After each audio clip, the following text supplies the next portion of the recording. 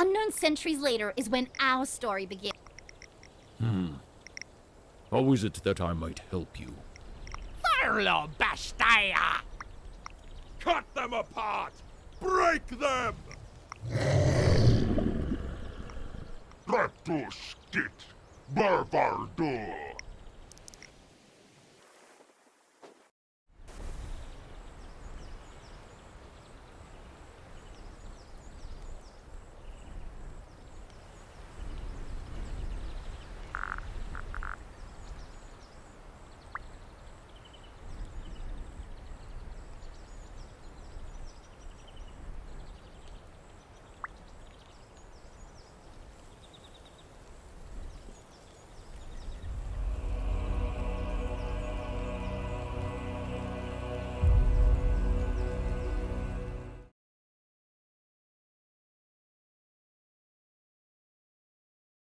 Oh, okay, the tags. Tags. I don't know what you Speaking had of today. tags, hello everyone. Welcome to the non-cyberpunk, non-other things Qualmar First Class. This is I mean, us. I think we still count as improv. Yes, that's true. We still count for some of those tags. I just didn't, care enough to. I didn't think anybody was going to see which tags we're under. Oh, look at Craig's beautiful Bonita art. God. Look at that. I said, hey, do you have any placeholder art in case you're not here? And Craig gives me this. He's like, yep, there you go. That's an accurate representation of Bonita. Oh my God. There's Right the guy. age, like number 2. So, Yeah, I thought it said Bonit too. I'm so glad I was the only one that read that. Bonita too. Yep, Right. it is Bonita's twin. Bonita's clone. Yep, that's what we do down here at Yep. Catharta Academy. We clone y'all, and send the clone back up. Hello, everyone. Welcome back. We've been on a sabbatical. We've had a break. We had some scheduling stuff going on. It's the beginning of the summer, and then we had just arrived back from QuellmarCon a few days ago. So getting refreshed from that, and we're ready to get back into our adventures here at Catharta Academy. This is a Strixhaven Hogwarts-esque setting in the Underdarks of Quelmar, and we're very excited to not only return back today, but also to hopefully get some class time, as well as continue our investigation to try to save another fellow student who has gone missing from the campus of Catharta Academy. You're right, I can move my mic over to my face and not lean. There we go. 5 miles away to be heard. I'm your DM for Quelmar First Class, Kyle, and let's go around and meet our awesome players who I'm super psyched to reconnect with, especially since we were, rambling and trying to fit a bunch of conversation and catching up before the session started. I'm hoping to get us to have some adventuring and stuff today as well. So let's start with Noctis. So Julia, can you introduce yourself and Noctis to us today, please? Yeah, sure. Hi, I'm Julia, and I play Noctis. Noctis is a transfer student to Catharta, who totally doesn't have trauma, I promise. Just don't ask her about anything that happened at her previous academy, and we'll be fine. She is a shadow magic sorcerer, and she is being forced to do podcasts and group projects, which are things that Noctis normally doesn't do because Noctis has a very hard time with making friends. And it's been a chaotic start to the semester, so I don't know, Julia. You say forced, but Noctis seemed, it seemed like reluctant agreeance. Her indifference, like her just, that kind of, I don't know. She seemed like she was into it. Maybe if she needs to bow out of podcast life, because we all know most podcasts go down the hole anyway. So if she needs to bow out at any point, you let us know. We don't want her to feel pressured. But I think if anyone were to reach Noctis and help her out of this shell and get her to be comfortable making new friends and letting new people in to her post-tragedy life, I think that Nerif would probably be that person. So, Zach, can you introduce yourself and Nerif to us today, please? Yes. Hi, everyone. I'm Zach. I play as Nerif, the little halfling, friendly little guy. who sees dead people. He's a halfling spirit bard. Sees dead people. Last time, well, year one, I guess, of first class for us, he had gotten a little bunny friend that his best, ghost friend Naim could possess. And so, she does, and it's really cool. And Nerf is just really, really happy to be here and happy to make friends and is really determined to make friends with everyone here, including Noctis, of course. That one's going to be a hard nut to crack right there. But so far, Bonita and I are like two peas in a pod. We've already absolutely wreaked havoc and probably should be in trouble. But excited to, make friends with everyone. So Francis is going to be easy to make friends with. What's so funny, Zach, that you should mention Frances, because she is, she's pretty easy to make friends with. And speaking of peas in a pod, Frances is, Jeff, did you say Frances is engaged, right? Yeah, Okay. she is. Can you tell me more about Frances and yourself, please? Hi, I'm Jeff, and I literally fell asleep during the Dungeons and Dragons session last night, so I have with me on hand enough caffeine to take out a rhino. But Frances doesn't have the problem of falling asleep because she's an elf. But specifically a high elf bard from Julespar who got tired of the acting scene there and decided to do the exact opposite of acting, which apparently is artificing. So the And now she's in antithesis, Tinker the antithesis of acting is artificing. Yeah, I didn't know I had an exact opposite. I would have thought it'd be like rhubarb or something. Mm. But no, it's artificing. Rhubarb's a common guess. That's fine. I think you laid it out well. And the fact that I now know I can kill rhinos, aggressive, deserving rhinos, mind you, with caffeine is also good in case I've been attacked. You can take out any wild animal with enough Mountain Dew. Oh shit. That's why they made Code Red. That's the last line of defense. It's Code Red Mountain Dew. You've hit it here, folks. Ugh. Okay. Awesome. Well, good. I'm glad to have everyone back here. And look at that. I see them in the chat.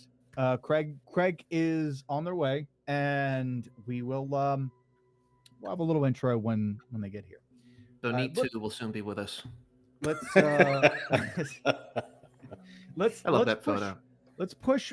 Yeah, I know. Yep. Yeah, Craig, we were admiring Bonita's vibrant, lifelike artwork, and the Bonita 2 or whatever that is right there next to her head. Okay, so let's do a little recap while Bonita's on her way here. Last session, and I was unable to go back and watch the VOD because guess what? DM didn't go on Twitch within a 2-week period and fetch the VOD and transfer it over to YouTube and then do all the bullshit that has to be done there. I didn't do it. So now it's gone to the ether. Session 2 is we have no VOD. I'm sorry. Why does that keep happening?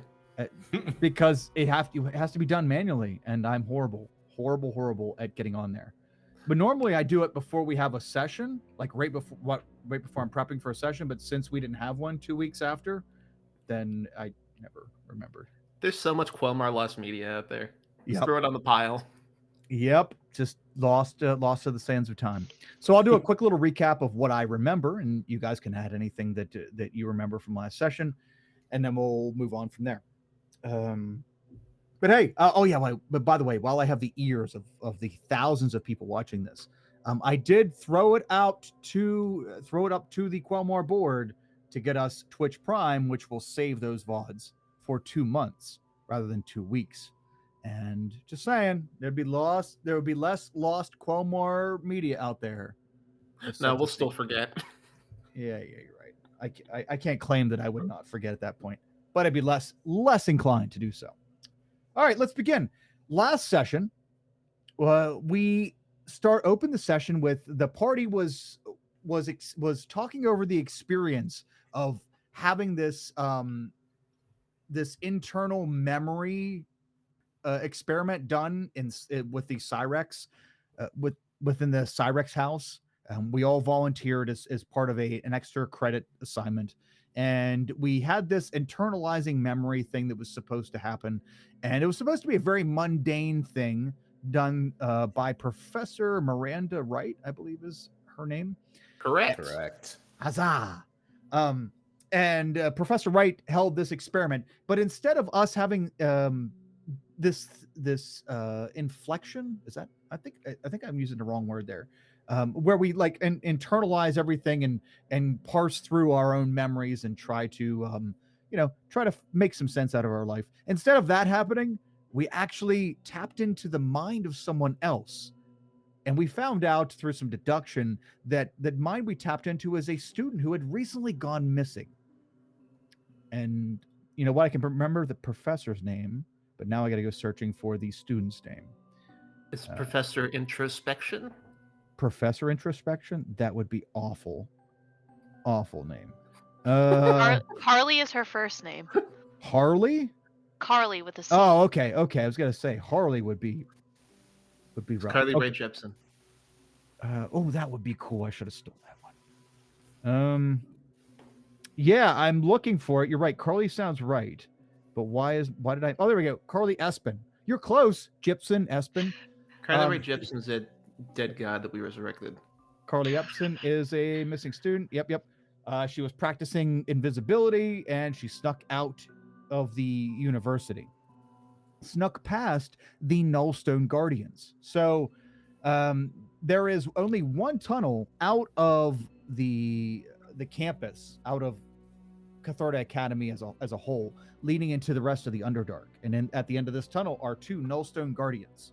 And they are essentially golems that are pretty much immune to most magics, and they act as, a barrier to keep people from just randomly coming in and out. Well, she snuck past them somehow and had left into the Underdark to do something, to gather something, to learn something. We don't know yet. But what we do know through these visions that we experienced through Professor Wright's class is that she's in danger. She was captured. I think we determined they were dark elves, right? They captured her? We determined that they were of Elvish kind of origin because they were speaking Elvish. Mm-hmm. Okay. That's about as much as we got, I think. We just determined they're dark elves because the DM said so. There you go. I was assuming that would happen if I was wrong, and yep, there we go. Okay, so she was captured by dark elves somewhere in the Underdark. We had at the beginning of last session, we had a conversation with the Catharta Academy Director Veneleth, who is like the dean here. And he said, I kind of figured that you guys would have some information because, and he showed us a painting that they found in Carly's room. And the painting had all of you on it and these experiences that you'd already had, these things, these private moments in your life that no one else should know about. But somehow Carly did, and she painted them all on one canvas. And there was a little bit of differences. We noticed that Francis's painting was partially of the same substance as everyone else's, but partially not. And the painting was given to you by the director, kind of entrusted in you. You made a request to the director. I don't remember which one of you did it particularly, but you made Francis has it and I has do the have painting. And Go ahead, Zach. You're good. I was gonna say, Francis got the painting, and I was like, "Hey, can we leave and go down the path of regular people in the Underdark?" I don't remember what that path is called, but they're regular people, I think. Okay. Yeah. Yes. Okay. So it was Nerif who asked if we could go out to Maymogu, which is the town right outside, right past the secret passage out of here. There was a little town, and it's called Maymogu, little Underdark town, and ask if you could go out. The director is willing to grant all of you a 1-day pass out of the academy. We don't really know what all this entails. All we know is that he was very like, don't tell anyone. Make sure you come back. This is a very secretive thing. Just go do what you have to do. You all are connected somehow. You're connected to Carly, and no one else has that kind of connection or that kind of intel. So he's willing to trust all of you as adults, be it young adults, but as adults, he's willing to trust your intuition in helping to rescue this girl. And but he said, you know what, take the rest of the day, do whatever you're going to do. do your studying, show up to class in the morning tomorrow as normal. But then when you get to my class in the afternoon, which is the dangers of dragon worshipping, I think. No, it's Dragon, Psionics, and you. Oh, okay, that's right. Wrong year. We took that one last year. Yeah. Sorry, you don't have to repeat it. Don't worry. Yeah. So the oh gosh, what was that? What did you just say? Dragon, Psionics, and you. There we go. Dragons, psionics, and you. Very boring stuff. So yeah, it's very dry. You know, this guy and his dragon classes are very dry. But the dragon, psionics, and you can skip that class in the afternoon and sneak off into Memogu to begin your journey. Where we ended last session, I think it was Nerif and Bonita decided to go to the proving grounds and go pick a fight with other students to test their mettle. And Bonita completely destroyed another student. Not destroyed in a like killing way, but humiliated. And this student was a 4th year student. So, you know, yay, taking down upperclassmen. He did claim said some pretty foul things once Nerif magically intervened and helped Bonita, but it was hilarious and that dude got schooled and it was awesome. But then at the end of that exercise / fight, we were getting ready to leave the proving grounds and there was a figure standing up by the entrance, just standing there possibly the whole time and watching this fight. And the mysterious figure, we're going to figure out who they are right now, and we're going to continue on. Was hoping to buy enough time for Craig to be here. Oh, look, Craig's in the chat. Yep, Professor Trelawney. Oh, yeah. Okay, yep, Keep stalling. I need to find the Wi-Fi. Oh, Craig, we will you. not stall. Time marches on. I'll tell you what. Let's blip out of the proving grounds. So we will keep that situation in suspense for the time being. Let's blip out of the proving grounds and let's go back to Noctis and Francis, because what did we decide that they were doing for the rest of the day? You essentially had a free evening and then you go to class tomorrow morning as normal and then you sneak off in the afternoon. Did we decide? I think I said I went back to my room to study the painting, and then I did. And then I hid it in the back of my closet and threw a blanket over it because it was creeping me out. Nice. That's right, because you figured out that the painting, the pink like gel-like stuff on the painting that was used to create all the pictures was from a let me search it was up. Some glow-in-the-dark substance. I think like the butts of fireflies or something. I love it that you just called it that, and that should be canon.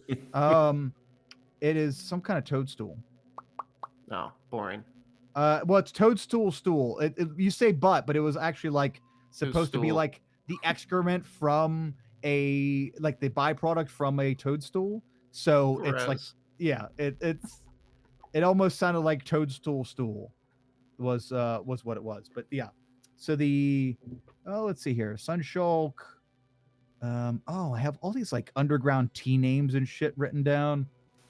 I'm so cool at derailing my own thought process here.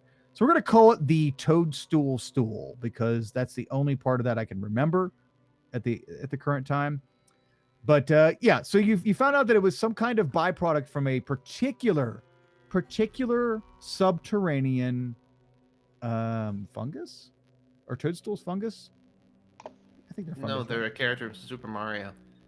Ha ha ha. Yeah, so rich in the movie too. Let me tell you. Although I love the movie, but come on, Toad, come on, you can do better than that.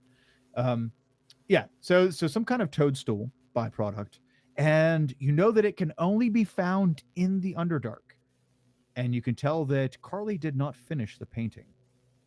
That you, along with whatever the picture was in the middle, which I actually DM Kyle forgets what the picture was in the middle that she started, did not have that product.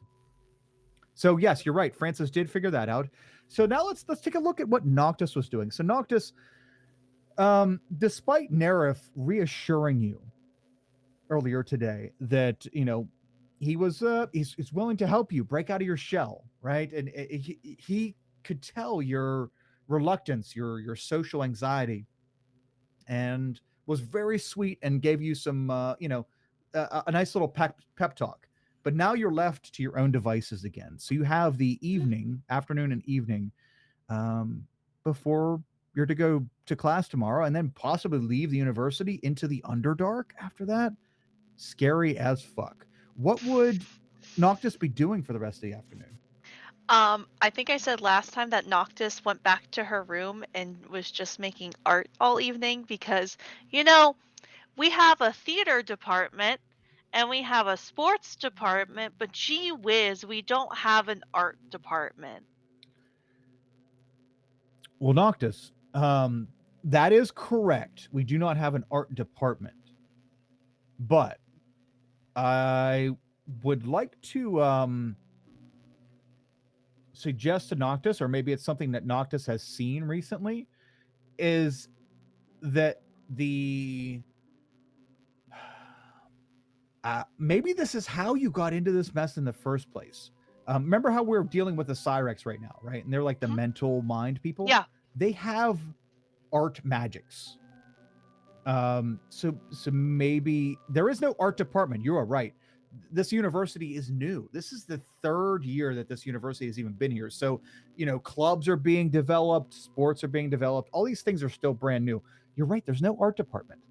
And maybe Noctis could be the one to start to spearhead that operation. But she has seen, at least today and recently, that the Cyrex house, the House Cyrex of the university, has some art things because they are mind magic-y, crazy stuff, very artsy, right? They're very artsy. So they like to, make paintings come alive and turn into like swirly art elementals and stuff like that. But there's no organization. There's no art club. There's none of that. It's just classwork and that's it. So Noctis, what are you thinking as far as art club stuff? That Noctis would definitely not be the one to try and start that because Noctis doesn't really talk to anybody or interact with anybody, but maybe, especially with Neref and Francis and Bonita's help, who are very outgoing people, maybe she's contemplating talking to them about possibly helping her find the right people to talk to start something like that. But as for the evening, she would go back to her dorm and draw up a quick sketch mini art thing of a podcast poster. Nice. Okay. Because she still needs that extra credit for her class. That's true. Yep, that's true. We're still working on that extra assignment. We're still on that day. Guys, think of this. It's like 2 months later out of game, and we're still on the same day that we got assigned an assignment for that we decided to do a podcast for. And the professor was so she didn't know what the hell a podcast was. So she's like, yeah, just do that and we're good. Okay, awesome. So Noctis, you're gonna go back to your dorm room and work on a poster for the podcast. Can you tell me roughly, you don't have to decide this now, but what do you think will be on that poster?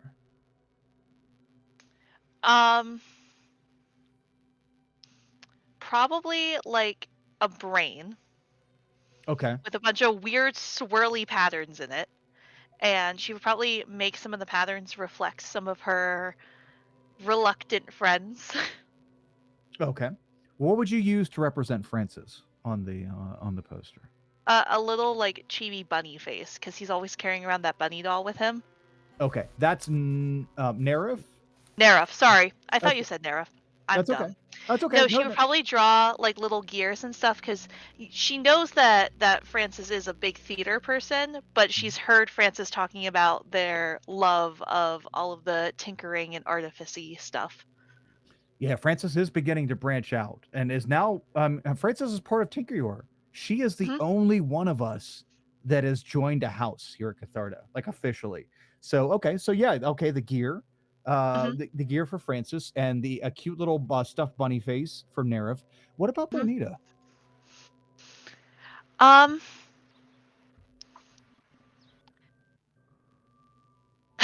So based on the brief introduction she'd had with Bonita, probably coffee cups, because all she knows about Bonita at this point is that they frequent the coffee house.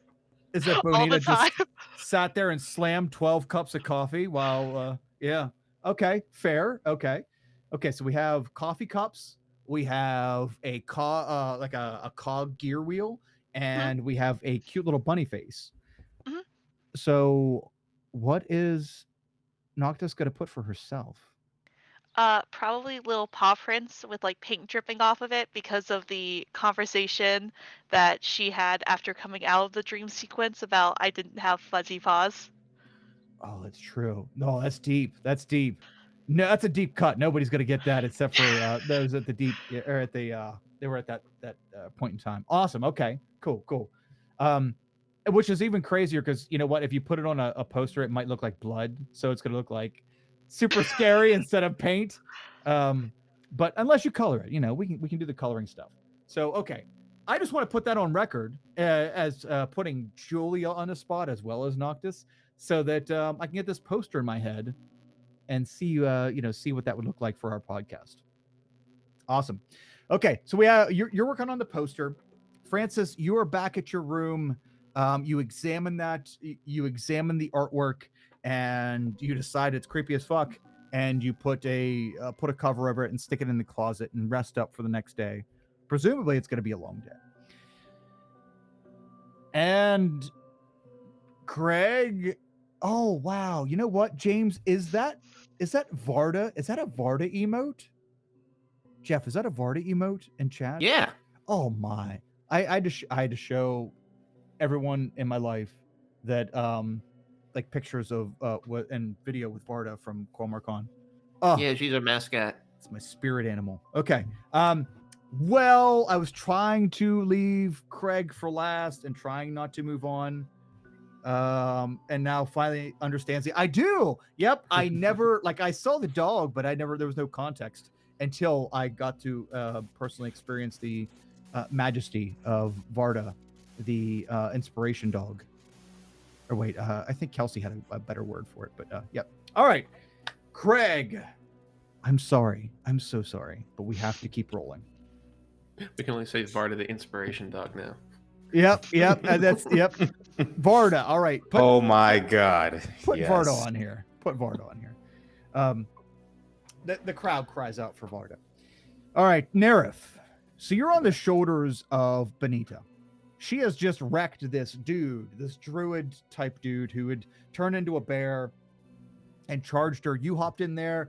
You got on Benita's shoulders. You did a little inspiration, a little bit of what was the spell? You used a spell last time too. I think I did Dissonant Whispers? I did something to try to let me see here.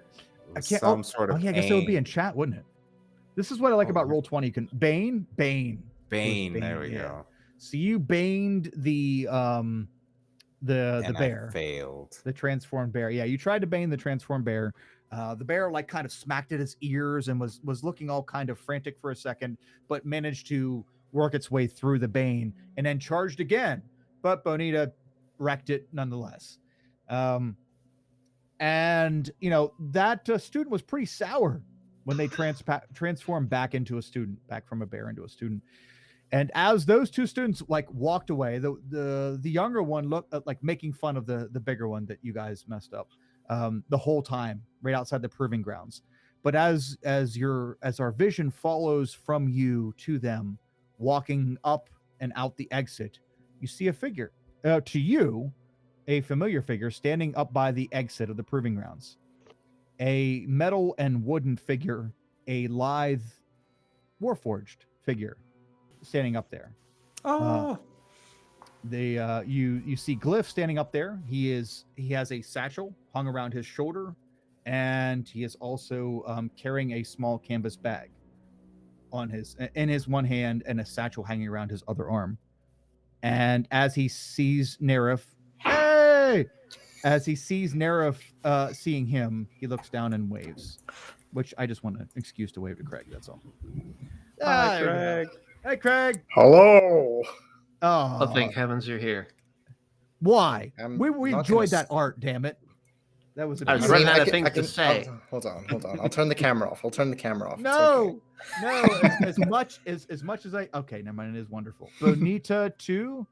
Bonitu. So Bonitu? it's an A. It's an A. I just rounded a space, Sure so it it's is. Bonita. That's something a clone would say. I get it. Bonita 2 is my moose. Mm. Ah, yes. That's right. You did name the moose Bonita too. All right, cool. Yeah. So supplies for you as well, Bonita. We're gonna slide you right in here. Actually, no.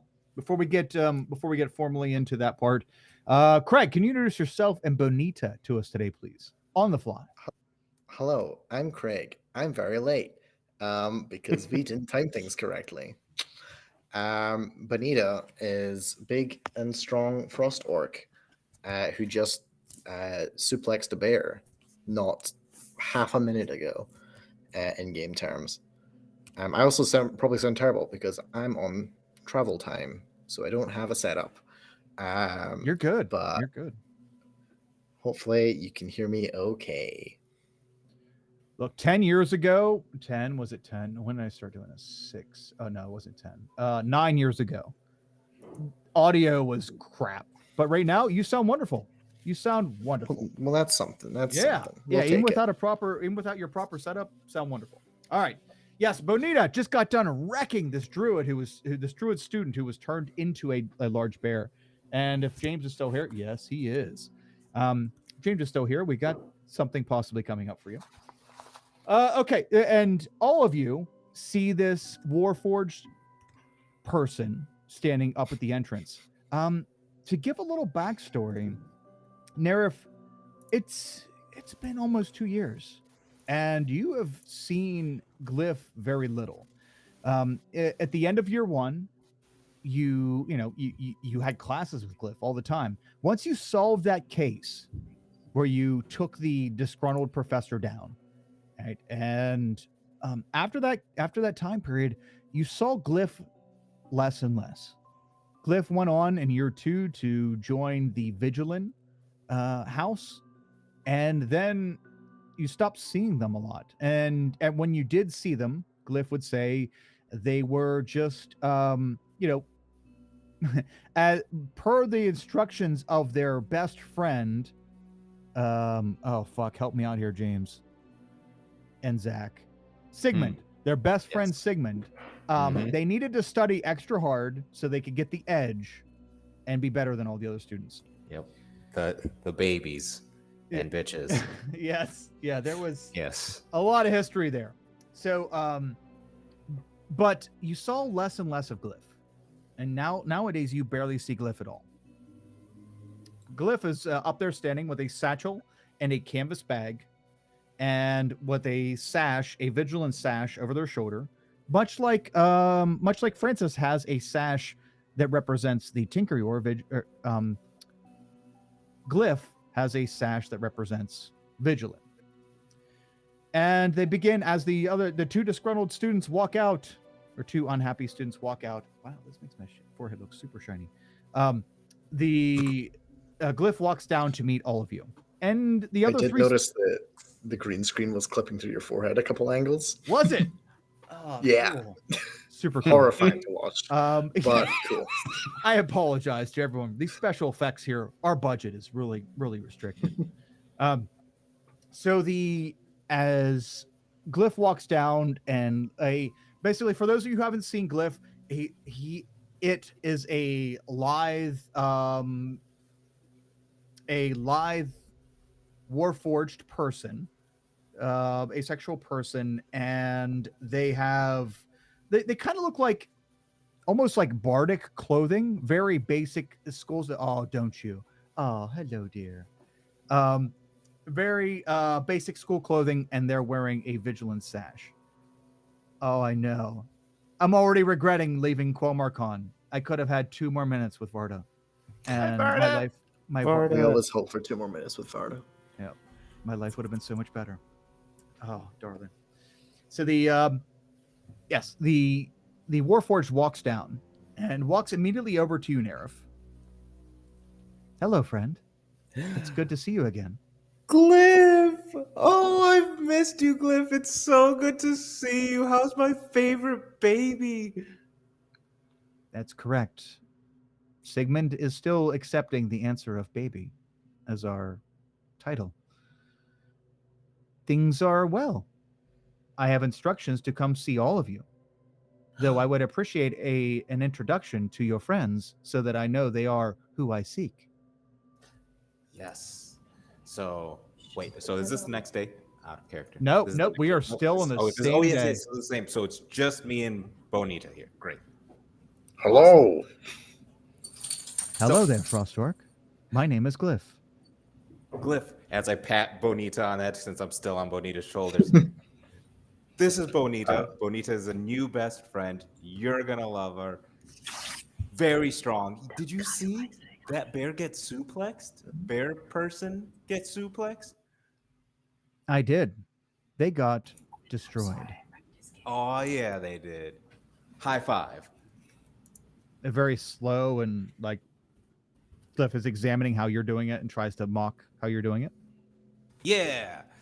Oh, it's so good to see you, Glyph. So yes, Bonita, this is Glyph. Glyph was, here with us in year 1. It was really, really fun. They helped us, not get really sick when there was this really bollywog guy, frog professor that was tricking little Steven. I miss Steven. I need to see if he wants to go get some Catharta puffs next week. But anyway, I wondered what happened to that professor. He just sort of disappeared, huh?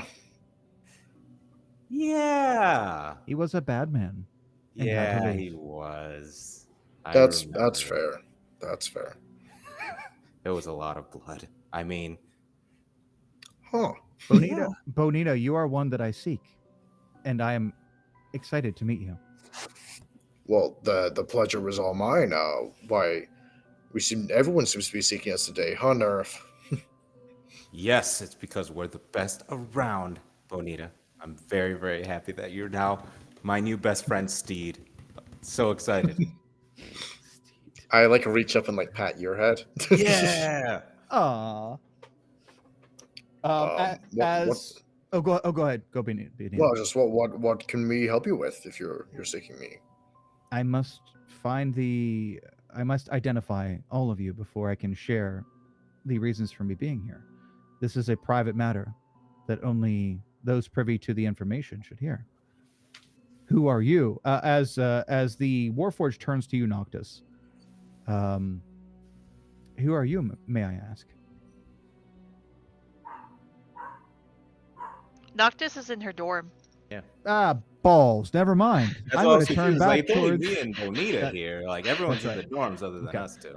Um, We could take you to the dorms. Are you where looking they for are. other two friends from today? It's so funny you should mention that. Okay, so I'm going to have Glyph so we can drop all this at the same time, and for James's sake, I'm going to have Glyph say that he needs to gather all of you as per instructions from the director. Would you be willing to go grab your other friends and meet in, I guess, out towards the middle of the university in that open area? Let's pull everybody over Yeah, here. I should get roll 20 up, huh? There we go. Okay, so I'm going to move the magical hand of majesty. Boop. There we go. So right towards the center of main campus in the tree area, like a picnic area. Glyph is going to say, can we meet there after you fetch your friends? It's close to the cafe if you need to use the restroom. Yes, we will definitely meet there. We can get more coffee, right, Bonita? Well, I've almost worked up a sweat, so I could do with a top up of some energy. Let's go get everyone else then. Fair. Okay. We go trotting up to everyone else's house. As you go to the dorms, luckily Francis picked Tinkeryor, which their dorms are right here, so we don't have to go out of main campus. As you go fetch Francis and Noctis, we're just going to kind of fast forward to coming back and rejoining. I'm going to give you guys an opportunity to talk to each other on the way back to see Glyph, to meet Glyph, in case there's any questions or anything you want to talk in private before seeing the Warforged again. But as far as fetching you from the university, we'll just go there. So we're all heading back to main campus and to the picnic area to meet Glyph. is there any conversation we want to have before we meet up with the Warforged? Yeah, it's just can't wait until you guys can meet Glyph. You guys missed the fight. Bonita suplexed the bear. It was awesome. This fourth year got really, really upset and absolutely destroyed. And we'll have to come back, the four of us, and watch Bonita suplex another bear. I mean, yeah, he was chatting shit about Nerif. So that seemed fair. So who's this Glyph guy? Well, Glyph is a really cool Warforged friend. Like I said earlier, to you, Bonita, but not to them. Helped us take down a very bitter old Professor Frog person, tricking poor Steven into poisoning the entire campus with this tainted Eldritch bomb. But they're really, really powerful and had...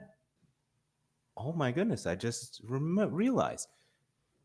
Director Venelith probably has sent Glyph to talk with us, maybe to join us, because for our little adventure in the beginning, Glyph made sure we couldn't get sick. They had an aura of, can't remember off the top of my head. If only there was a godlike DM that could remind me. They just have an aura about them. An aura. Just a cool vibe. Just the a clean blandest vibe. of all auras. You know that you found out that the reason you weren't getting sick is because if you're around Glyph permeates an aura that basically makes you immune to disease and poison and resistant to poison damage.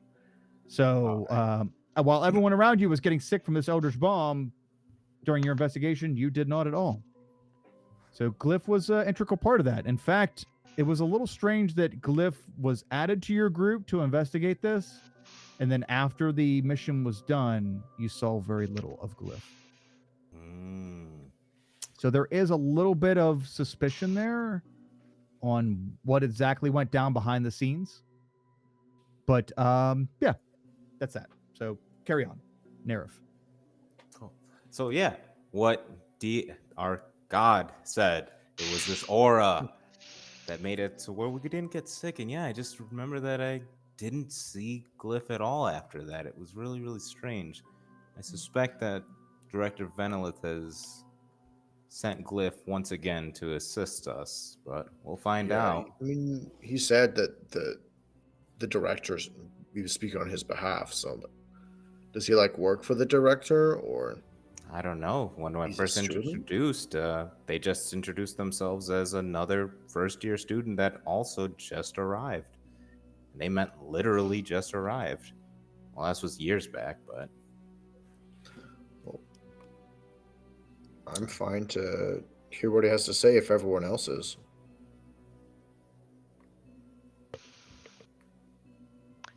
As long as we kind of make it quick. I've done a lot of peopling today. That's understandable. We all need to recharge our social batteries, not me, but some people do, I think.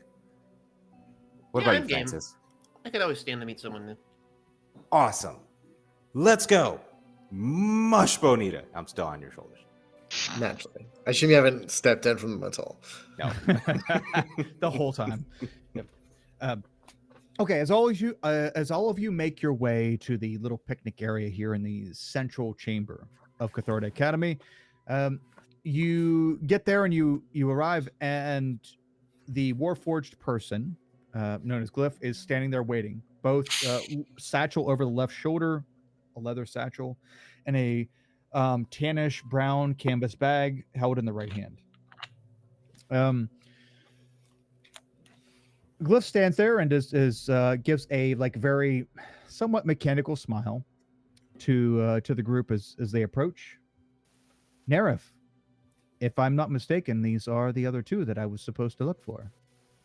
Please acknowledge yourselves. I suppose it means I'm supposed to introduce myself. Hi, I'm Francis. It's nice to meet you. I hear you're one of Nerif's friends.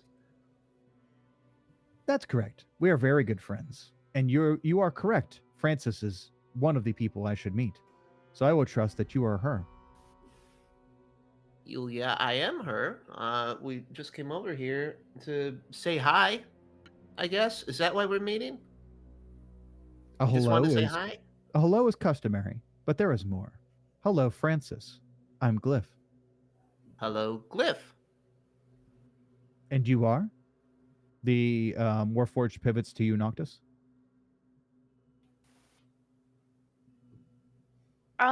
Hi, I'm Noctis. Nice to meet you. It's wonderful to meet you too. And you have been Noctis your entire life? Noctis just pulls her hood up a little bit and kind of slinks back behind Bonita and Nerif. That's suspicious.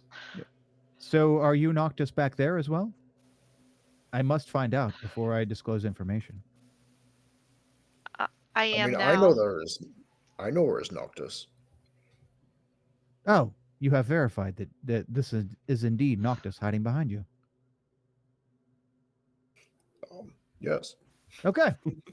That is good enough for me. I am happy now. I have found my people. Okay, I am to relay a message and gifts for your group of people who are on a super secret mission, which is why I could not just disclose this in the open. The director, and Glyph pauses for a moment, trusts me to deliver this to you, but trusts very few to know of your mission. Glyph slings the leather satchel around to like their torso area and flips open the top of it and pulls out a small wooden rack that has 4 vials of dark liquid in it. Each vial has it's very, very tightly stoppered. Is that a thing? Has a stopper in the top of it and is very tightly sealed. And hands each these small vials, hands 1 vial to each of you. This will be your pass to exit the main Catharta chamber. Please do not lose this, for you will not be given another. So what do we do with it? Do we just like throw it at someone if they try and stop us from leaving? No. The director said he informed you that you will take it to the end of the tunnel and the Nullstone Guardians will do the rest. Do not be alarmed if they disappear from your presence in front of the Nullstone Guardians. Okay. If you say so, Glyph. I do What say so. I do. Okay. Well, what's in the vials it's I know it's to get us through, it's a path, but can you tell us what's in there? I do not know. I am merely the messenger. And also, Glyph pulls the bag from their right hand and holds it out and hands it to you, Nerif. A brownish canvas bag. Hands you the bag, and it's not very heavy. It probably maybe like 3 pounds of weight. Hands you the bag, and you look into the bag and you see it's full of sandwiches, like 7 sandwiches or so. I figured you'd be hungry, so I made you sandwiches. Thank you, Glyph. That's so sweet. I didn't welcome. know you could cook.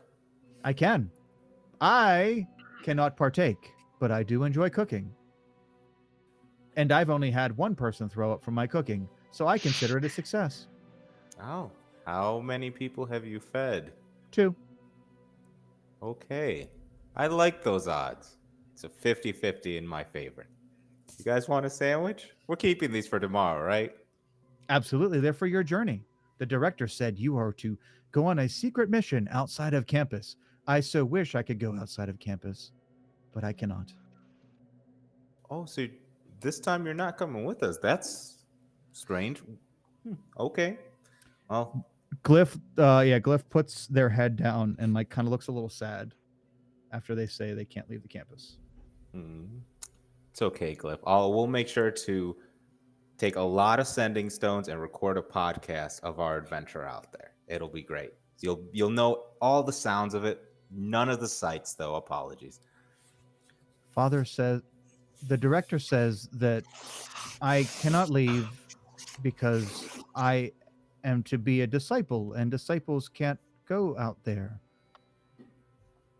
But I would very much like to hear your podcasts when you come back. What Even if we if put you in the bag? Glyph stops for a second and looks a little puzzled and looks over at the sandwich bag. I'm sorry, ma'am. I do not believe I could fit in that bag. Oh, well, it was just a thought. It Maybe we'll was get a a lo- bigger bag next time. It is a lovely thought. And should I have needed 472 sandwiches, I could have accommodated or had a bag large enough to accommodate me. Well, How many sandwiches 472 sandwiches. in this bag? No, if I had a bag to accommodate 472 sandwiches. I see.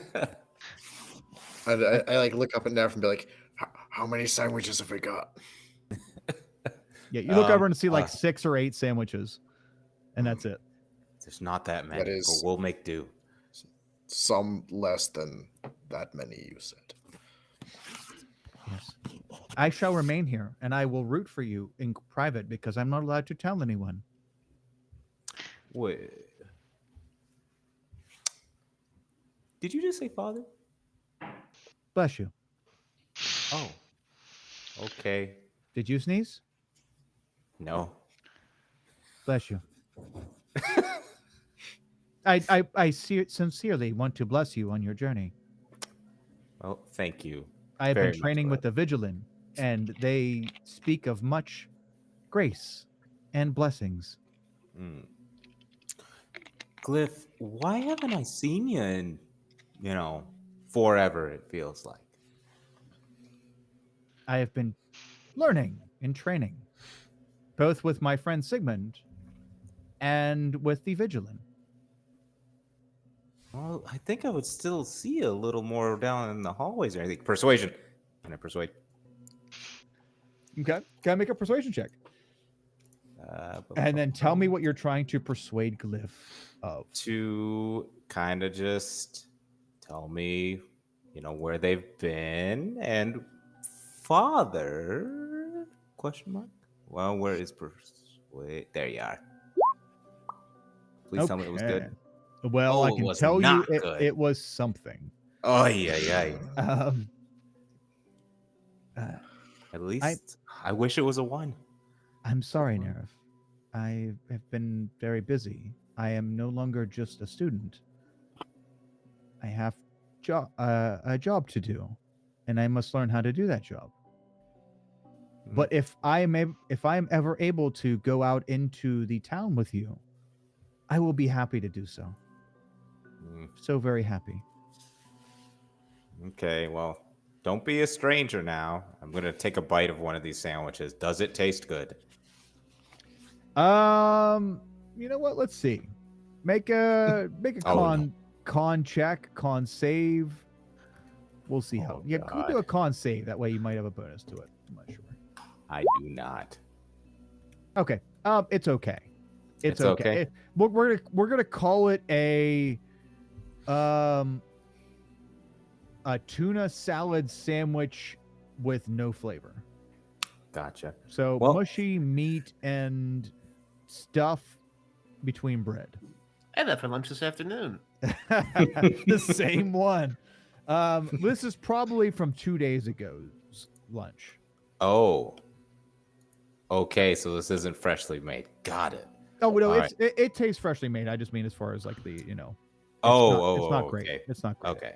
Well, then I'm just gonna taste it and be like, yeah, completely deception lied through my teeth that it is delicious. And you know what? No, I can't lie to poor Glyph. Glyph, you know what? Whatever job you're doing, it doesn't have to be a chef. No, it doesn't. I've been told to give up the game, and I haven't even started. Oh, But never give up, right? Right, Nero? Never surrender. Never give up on your dreams, right? Mm-hmm.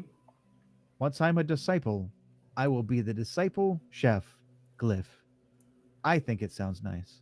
Rolls off the tongue. Yes. Guys, what's a disciple?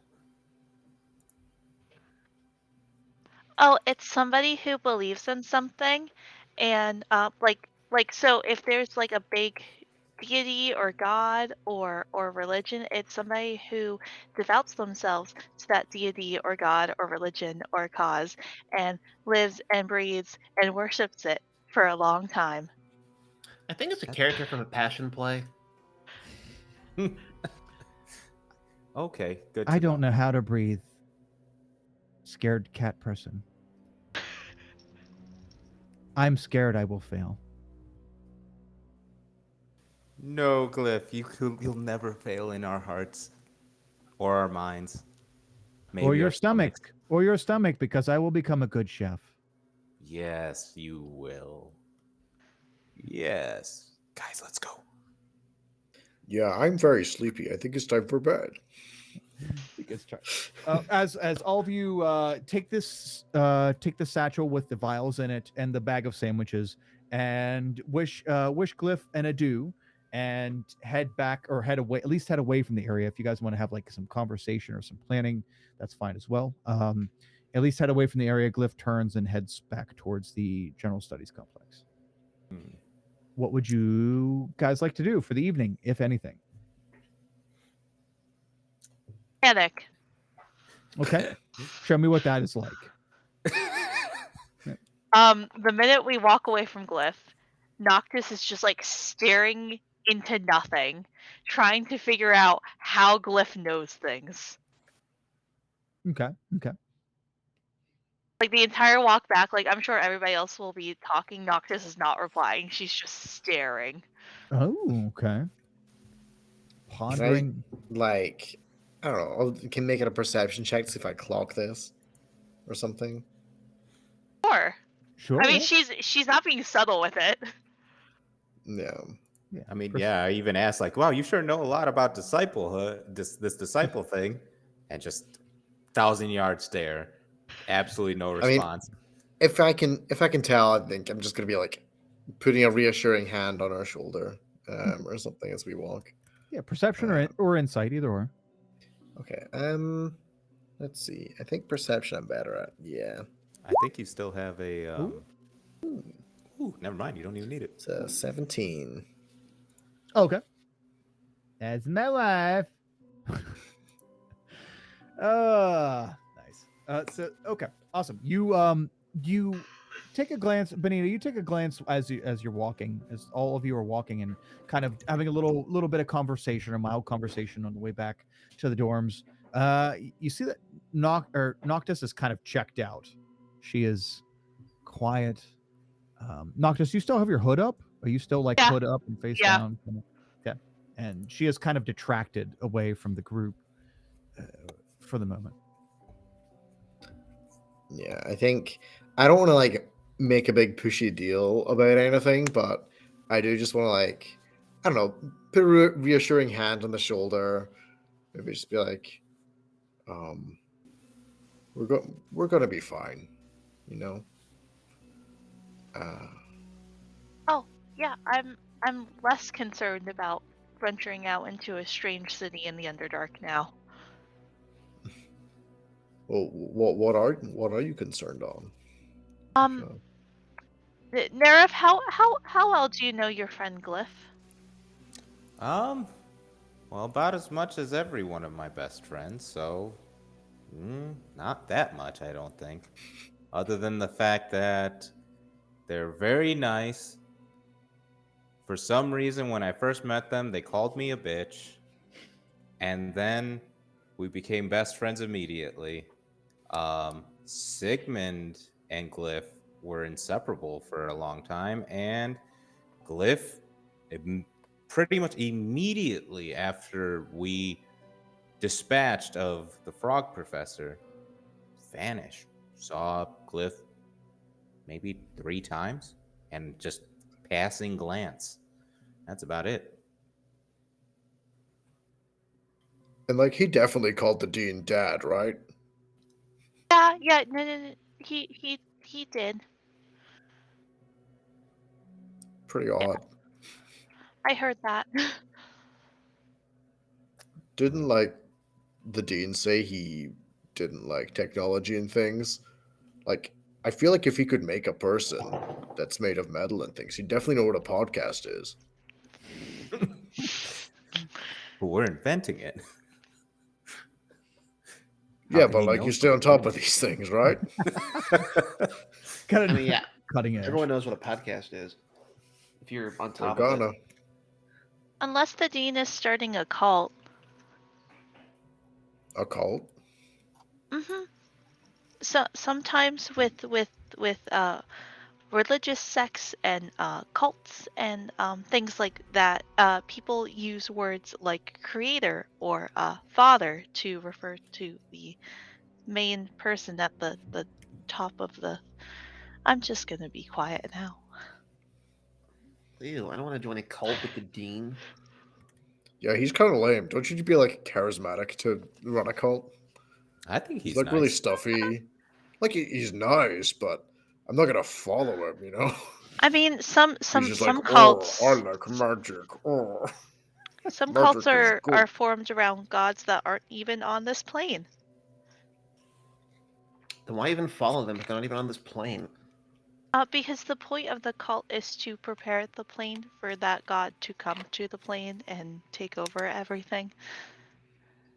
This is interesting. Did you learn all of this in like? Yeah, which class was that in? Yeah. I don't think Oh, I've seen that this- on I the don't list. remember. This was all from my previous university that I transferred from. Ah, I see. Yeah. She learned all Different that in Hot curriculums. Topic the last time she was shopping at Hot Topic. I saw it on the back of a T-shirt.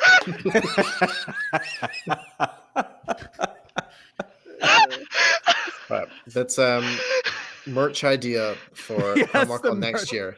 It's just podcast. the textbook definition of a cult in really tiny words. And a very Noctis, small. Noctis, scare you're in chat charge of for- merchandising from here on out. For our podcast. But Our podcast is called Let's Talk About Cults. oh my god. So you think you found a cult? Oopsie daisy.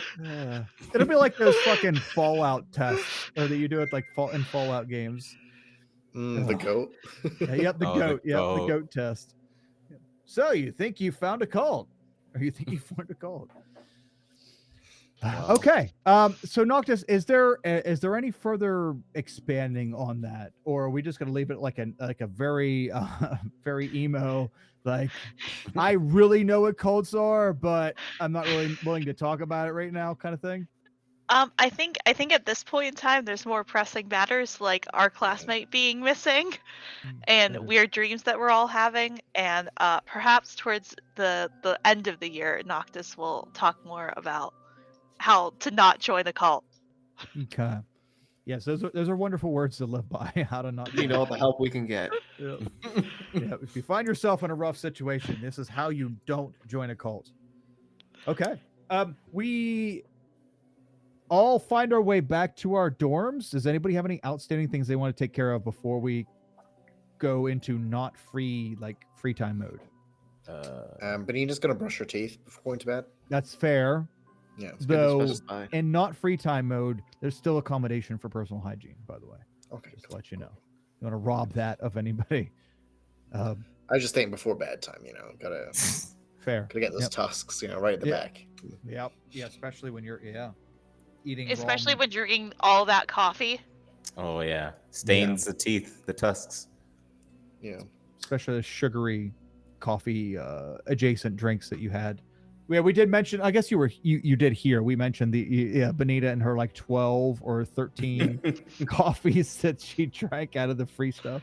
Oh dear. I Awesome. still think Francis wants to do. Oh, what is it? Okay, Francis has talked up a big game about this whole podcast thing. How we're gonna do it. Truth is, Francis has no freaking idea what a podcast is. She's just discerned that it has something to do with recording audio. So she wants to, before we head out, use some magical tinkering. She has some trinkets she's been playing with in the Tinker Your Lab. Try and imbue them with being able to record messages on it. You can do a 6-second long recorded message on any tiny magical object.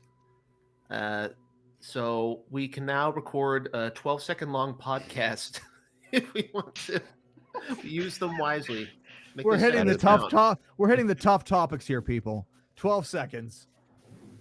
So I just want to have those ready to go for when we go in the Underdark. Okay. How many of those can we have? You know what? We can have should 2. establish that. Let's so you have two of these. 12 seconds. Oh man, we need a little bit better tech if we're gonna do podcasts. Francis, I hate to push as a DM, but you know what? I think you all deserve to, some extra resources. Francis, if you guys are gonna take this podcast thing seriously, you might want to swing by the Tinker Your workshop and grab something better than 12 seconds, because I don't know how much, how many followers you're gonna get from 12 seconds worth of content. Oh, that's a lot of time to fill, but if you say so. I'm not saying so because I'm not there, but I'm just letting you know that you, as a Tinker Your student, would probably know that there's better options should you make the request to the proper people. I can't think of a single better option, but I will check out the Tinker Your complex to get to the bottom of this. Okay, you go over to the complex, and do you remember the one professor's name that was working with you earlier? Because Miranda Wright? Nope, she is Cyrex.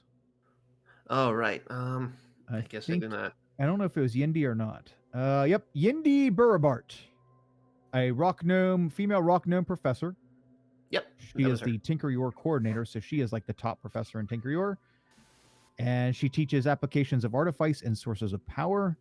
And she would be like reviewing over your, the one giving the midterms and all that other jazz. So, if you'd like to take your request to Professor Burrowbart for some better equipment, because I mean it's class related, right? Aren't you trying to get better equipment to be able to do these things for class?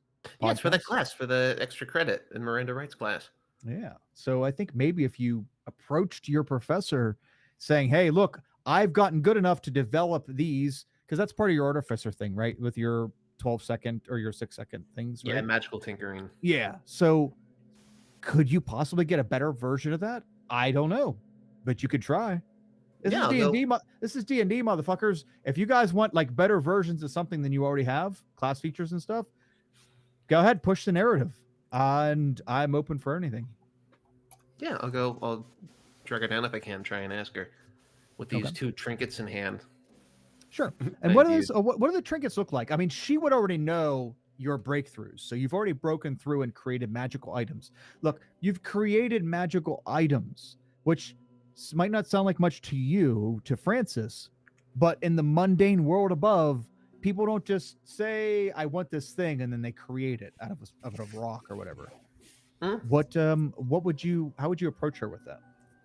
Oh, well, right now the 2 trinkets look like 2 little music boxes that I usually just put like a little 6-second music cue in. But if we're gonna repurpose them for a podcast, like aesthetically they're nice, I'm still gonna keep them looking that way. But I'll go to her, the professor, and ask, like, hey, professor, I was wondering if I could get some help. My friends had this weird idea for something called a podcast. It's weird. The name is tentative, but it was for a project we're doing for Professor Wright's class. We want to record longer audio than just the 12 seconds we have on here. Is there do you know any method for extending audio recording so we could do something more longer length? Oh, Francis, it's wonderful you stopped by. I'm looking at your work here, and it already looks like it's very refined. Well, come on over to the workbench over here. Do you have enough magic welled up to be able to add additional power to these devices? These are very cantrip level mundane effects here that you can probably do every day at no taxing charge to you. Do you think you could actually pour in more of yourself into your work? I don't know. I can usually just do 6 seconds. I don't know where I'd be pulling more from. I could try. All I can think to do is use a higher spell slot. Correct. On this. If you were to let's do an Arcana check. DC 12. Yeah, okay. Do an Arcana check. and try adding a spell slot to this, to creating one of these magical sending stones. All right. I remember how rolling works. 1d20. It's my Arcana +3. I do not remember how this works. Hold on, let me try it again. Slash R or slash roll, one of the two. You can just do Yeah. slash R. +3. Well, it is 18. Aha! Awesome. See, and as you like are taking this this box and you are setting it down towards with similar materials, and you are making some minor adjustments, but as you're making the adjustments, it's less what you're doing with the physical part of it, and more of the, you see this small bits of arcane energy transferring from your fingers into the tools and then into the little jewelry boxes themselves. And let's say you use a level 1 slot, and now you have a 1 minute recording for each of those features for the day. Ooh, that's more than I need. I can't even think of something to say for more than a minute. It's Thank okay. you so much, Professor. You're welcome, and I'm sure if you add more, you will find more return. But yes, we just need to. We each need to find a way to tap into our resources more, and then we get more in return. It's okay to stop at, hey, look at the thing I can do that doesn't cost me anything, but a true Tinkeryor will push that to the limit and say, well, what more can I get out of it? Tinkeryor, tinker more. It's a joke. Yeah, I get it. Yeah, she's like trying to crack a joke, but very stupidly dry. The gnomish woman says, is there anything else I can help you with, Francis? I don't think so. Do you ever talk to Miranda Wright, the professor? Ooh, Miranda. She's colorful. She's very colorful. I've seen her at staff meetings.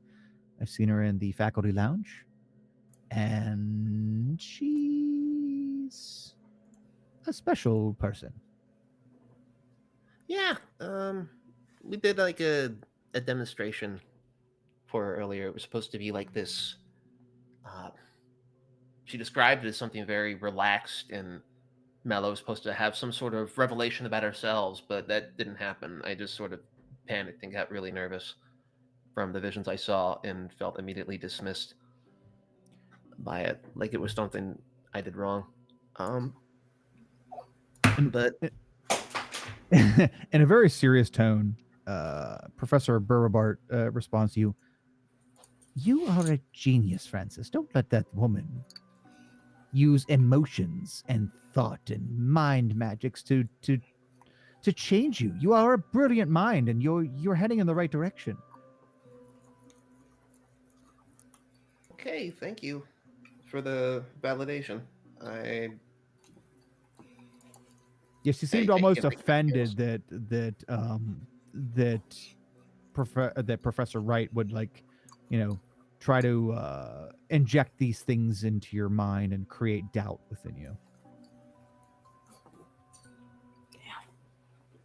Well, all right. I can't wait to get started with my classmates on this whole Yes. podcast thing. We got to figure out what it actually means. I have no idea what you're talking about, but the fact that you have just grown right in front of me, right now, look, you didn't need any introspection for that. Hells yes, Francis. You did wonderful. Thanks. Hells yes. All right. Thanks. I guess I'll be off. And for you your leave help, you leave the Tinkeryor complex? Or just hop right outside. This didn't take very long. You hop right outside, meet up with the rest of the group. You now have upgraded magical tinkering, which you can infuse with. You don't have level 2 slot. Yeah, you have level 2 slot now, right? I do, yeah. Okay. I got two level. So a two level slots. 1 slot will buy you 1 minute per each of those. If you use a level slot for the rest of the day, for the rest of that day, you have 1 minute. If you use a level 2 slot, you have 10 minutes on each of those magical tinkering. Ooh. Damn. Every slot it builds up. Level 3 would be an hour, and then I guess after that it'd probably be indefinite for the day. Podcast is going to be baller or just really long and boring. So much content. Oh yeah. Okay, awesome. You meet back up with the rest of the group. Is there? Would you like to talk to them, explain to them what's going on, and is there anything else we need to cover before today comes to a close? Nope, I don't think so. I'm good. Okay, awesome. Let's wrap up this day because it's been forever long. And everyone turns in for the evening. We know that the next day is going to be a long day. We're going to have classes in the morning, and then in the afternoon, instead of going to our dragon class, we're going to leave the campus for the first time. And we don't know what to expect because we're going into the Underdark.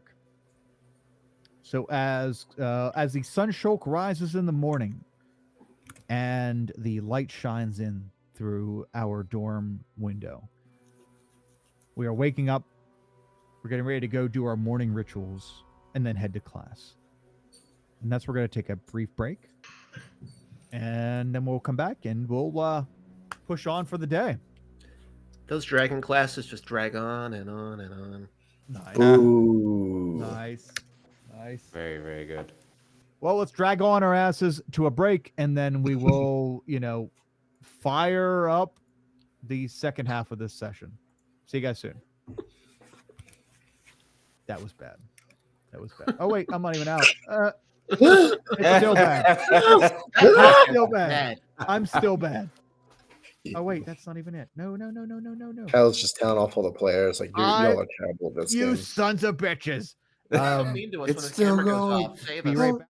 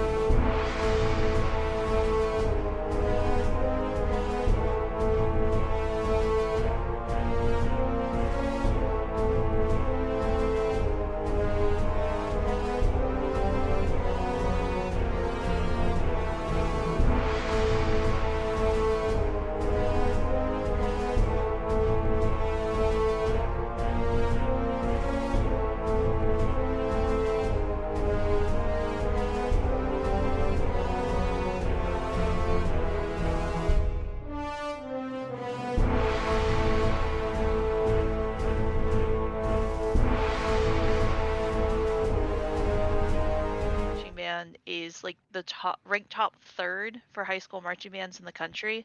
So it was super competitive and super toxic and not fun. I didn't like band until I joined college bands. But did you do Earth, Wind, and Fire? Because apparently that's the perception.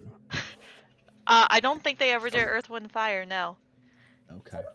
All right.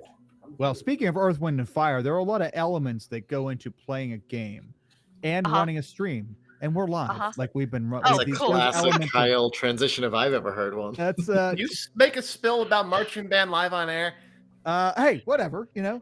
I stand by my statements. That's Y'all are true. weird. Yep. Oh, I didn't get that in, Craig. I was hoping to get that in, the whole Earth, Wind, and Fire Oh, that's thing. quite okay. That's my spirit animal. Holy fuck. I miss Rhoda. Okay. This little one was at the dentist today. How many cavities? I know she How has many one person. canines are there, huh? Well, let's see. Let's see. Okay. Hello, everyone. Welcome back from break. Okay, cool. We're going to start with the next day. This is the day, well, presumably the day we're going to leave campus. But first, as I promised our players and myself, we're going to start this day with some class. Because we're classy motherfuckers here at Catharta Academy. Let us, in fact, I want to give, I should give all of you a chance to do a thing or do things before class. So, as we know from our instructions before, we each have a vial of this dark liquid, and we each have we have a bag of sandwiches, which I'm guessing Nerif kept. Put the liquid on the I sandwich. imagine so. Yeah. Oh, So, yeah. Nerif. Okay. We each have a little vial of special liquid, which is supposedly our pass to get off campus. And we wake up the next morning.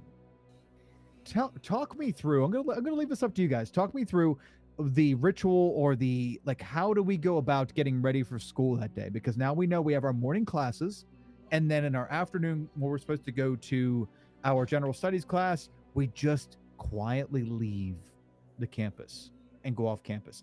Let's talk about the morning before the classes, because we're going to touch on the classes today.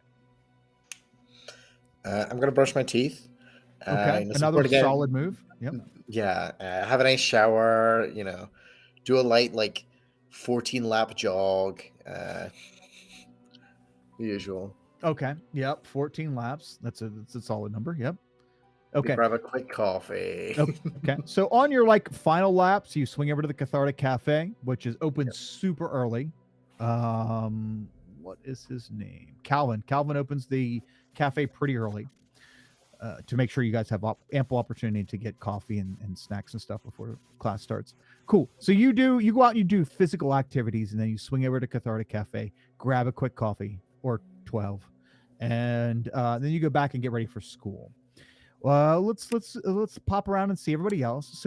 So Nerif, what would be your morning activities for this last day? Because remember, we're leaving campus. So if there's something you guys wanted to do or needed to get done, we're fucking leaving right now. Well, after morning classes.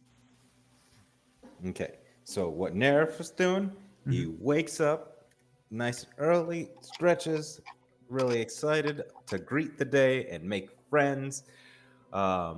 He's going to go ahead and make sure that in the sandwich satchel, there's a stuffed Nime in there, like a little bunny. And then I'm going to actually sneak on over as well to the cafe because I need to fix up these sandwiches. I got to make them better for the squad as we leave. We can't be having no soggy tuna sandwiches, especially day old, because I don't think there's refrigeration here at Catharta Academy, is there?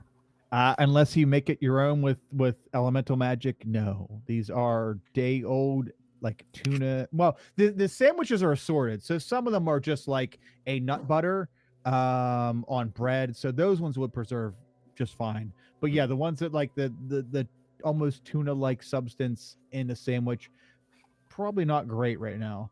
But Cliff doesn't know that. He doesn't eat. They don't eat anything. They just wanted to do something nice along with delivering the passes. It's the thought that counts. Yeah, it is the thought that counts. But before I do that, I need to brush my teeth Mhm. because James is yelling at me. I could just hear Sigmund in the background just saying, "Brush your damn teeth! I see Brush it. your teeth!" Brush your teeth. It's like, no, Nerf is a grimy, bad-breathed idiot. Yep. I'm like, no, no. Well, now that Nerif has paid attention to the voice in their head screaming about personal hygiene, they brush their teeth. They've head over to now. Nerif, how does this go? So you go over and you go to the cafe. You have free reign of coffee there, but so you want to make like a special request to Calvin or something? Like, what do you? Yeah, how do just you like, do? hey, Calvin, can I grab a couple of spices here because I know how to cook as well. I just need a couple of things here just to make this not so bland. Also, maybe want to make sure we're not going to get botulism from the mayonnaise and the tuna sandwich. Whoa, little buddy, slow down. It's really early. So you're saying you need spices and such for your sandwiches?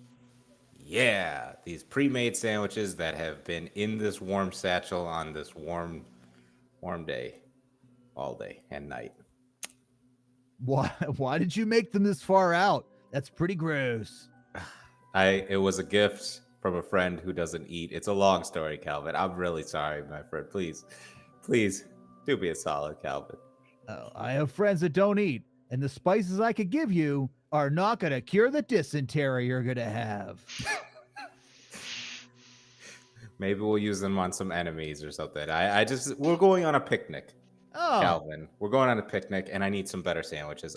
They were made by my friend and it is not going to taste the best. Maybe you could doctor up some of these that are, salvageable, and maybe can we get a couple new ones? A couple something. Just don't well, I wanna was taught a lesson several years ago, Nerif. Are you ready? Here we go. Oh God. Add bacon to it, and it fixes everything. Do you have bacon? Absolutely. Is I it have. cooked? Well, I have moth bacon, but it's almost as good as real bacon. You know what? I'll take it. Good choice. The only choice. Hold on, I'll be right back. As Calvin goes in the back to get you some moth bacon, Nerif, with a somewhat of a sweat, jogs into the Cathartic Cafe, running in place as she does in her morning routine. I'm sorry, Bonita, you roll up and Nerif is standing there in the cafe. You're waiting to get your coffee, your like half gallon of coffee, and Nerif's standing there also waiting for something. Morning, Nerf. Bonita, good morning. I'll just start waving frantically. I see that you're doing your morning jog. You are, only a little bit sweaty. You here to have some coffee? I'm here to make sure that these sandwiches don't kill us. Yeah, I mean, that's probably a smart move. Yeah, I just get the refreshment for the day. These classes can go on a little bit. Ain't that the truth?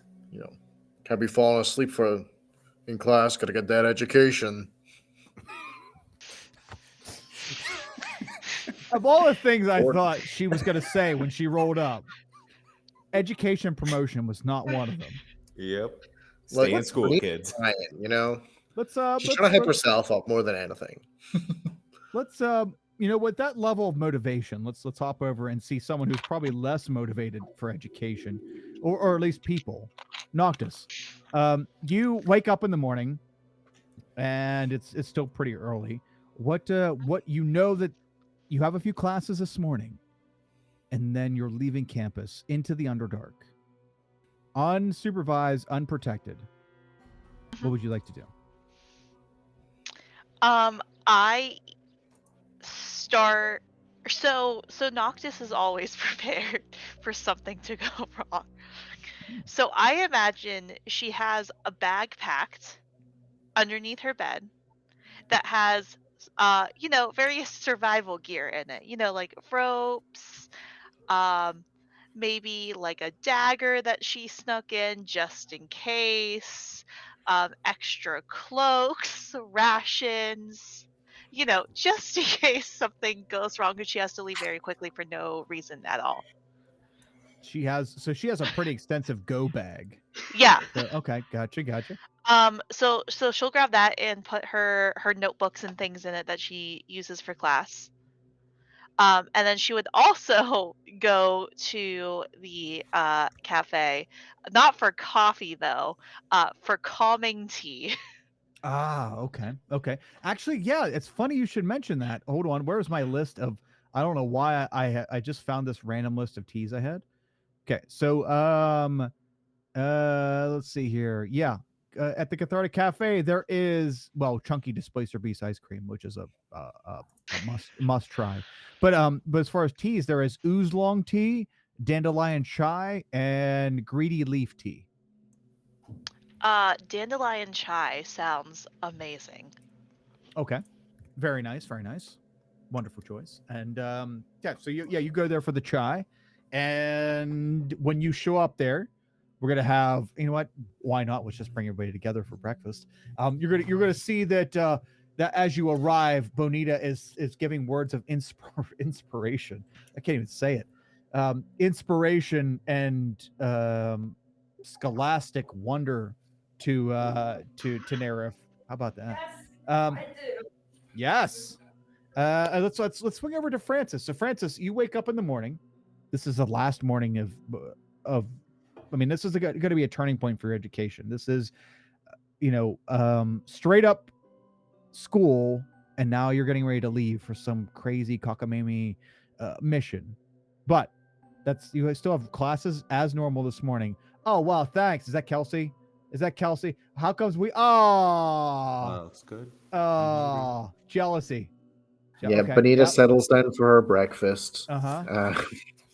Okay. Nice succulent kung po chicken and some Okay. rice. Yep. All right, but Bonita, don't be selfish now, because I know that's not in the cafe. You brought your own. That's bullshit. Awesome, wonderful.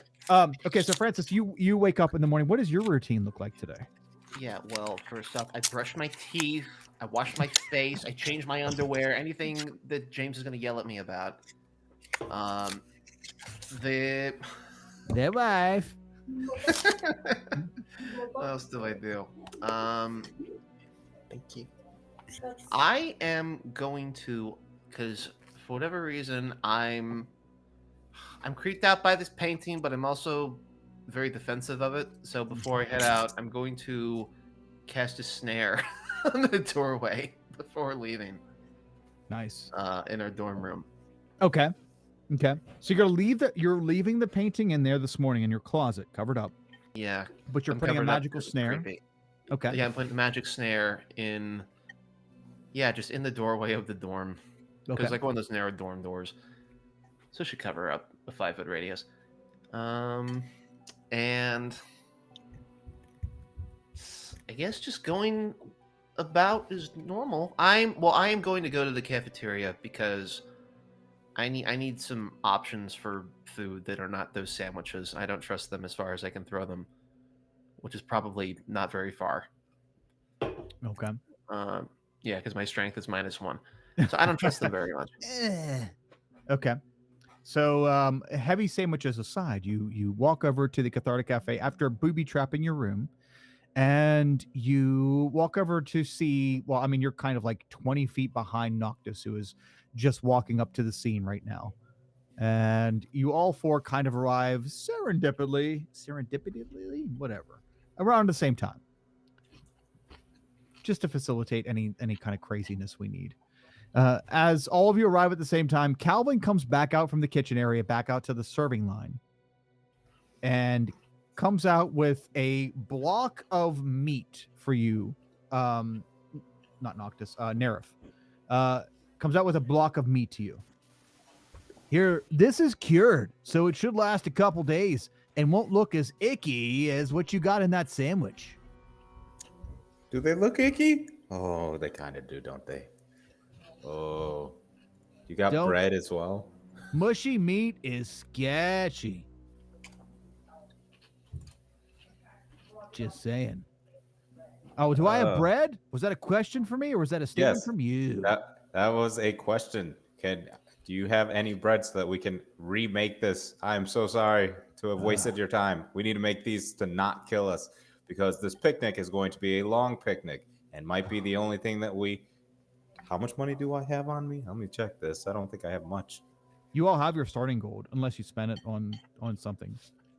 I don't even know what my starting gold The is academy anymore. pays for pretty much all your stuff. Like you get 3 square meals a day. You know, all your books and stuff are paid for. It's just the accessory, like any extra stuff is what you have to pay for. I actually have 0 anything. I don't have a copper to save my soul. Oh, I you have spent money nothing. in year 1. Okay. Just Well, I have whatever. 10. If it's mundane, you can get it. We'll Awesome. say you have enough money for that. Great. Well, then maybe we could buy stuff while we're out in Memogu. Mer. Do you Is say that that out Memogu? loud in front of Calvin? Oh, I did not say that. That was all in my head. Oh, okay. Gotcha. Yes. He At did, least but I'm just said safe inside my mind. Mamu. Mickey, baby. Okay. Like, Wow, what? it sounds like you have. Are you okay? Are you stroking out on me? What's going on, little buddy? Oh, sorry, it's a little bit early. You mind if we could get a double shot, or actually, can we get a quadruple shot espresso? Whatever Bonita normally drinks, but in a tiny glass. 'Cause I'm a Oh, tiny man. Bonita usually gets the octa shot. Oh, can we do half of that? Because I'm pretty sure that ratio might kill me. I think that would blow up your heart. Yeah. Yeah, I'm a very small individual compared to the Frost Orc. Of course. No offense, Bonita. No, I am physically large. It is just a fact of matter. Okay. Quadra shot for you. Little furry kitty lady. Do you want anything caffeinated? No, please, no. No. Okay. If you don't want caffeine, what do you want? Do you have any calming tea? I have tea with a slight touch of paralytic in it. It's pretty calming. Okay, Okay. As- Nightshade as- tea. as long as it's calming, that would be great. Yeah. Little nightshade tea for you. Okay. Francis. And Noctis is gonna hope that that's just like the name of the blend, and that it's not actually made out of nightshade. Francis, do you still want your like super eclectic brew, or what are you thinking today? Yeah, can I get some of that tea with that caffeine stuff in it? My brain's a little hazy this morning. Look, it's a college town. I got all kinds of caffeine stuff. What do you mean specifically by caffeine stuff? Eclectic brew. Oh, That sounded good. I know. All I do is change the color of the stuff, and people think it's special. I'll do that. Coming up. And Calvin goes into the back and makes everybody drinks. Comes I back am- out. You all are sitting together, waiting for your drinks to be done, and waiting for not gross bread and sandwiches to be done for you, Nerif. Awesome. You were all getting ready to split up. In fact, if I'm not mistaken, we're splitting up into 2 groups. Noctis and Nerif are going to. Let me have my class. Look, my classes up here. Dead thing school. That is actually correct. The study Ooh. of necromancy, My favorite class. and those 2 are going to the study of necromancy, and Francis and Bonita are going to magical histories class. Before we split the group and go to class for the last time, maybe ever. What are we doing here? I'm just wishing everyone a good morning. And I also wanted to ask, Francis, so did you ever figure out anything with that painting? I know that you had was kind enough to actually take the thing from us and, house it because it was really freaky. So thanks for that. Oh yeah, ew, gross. It's freaky. I put it in the back of my closet. Cover that thing up. I couldn't stand to look at it anymore. It was like burning a hole in my noggin all night. But yeah, I took a closer look at it, and long story short, it's like made of like mushroom poop or something. Really gross. I don't know what the heck Carly was doing with any of that stuff. I guess it glows in the dark, but once. So I guess artists, I don't know. Yeah, that's weird. A lot, a lot of the mushrooms here glow in the dark, so I don't know why she chose mushroom poop. That is definitely a concern. I didn't know mushrooms could poop. I was just about to ask. I read it in a book once. But yeah, there it was, just smeared all over the canvas. I hope Ooh. you didn't speaking get of- any on you.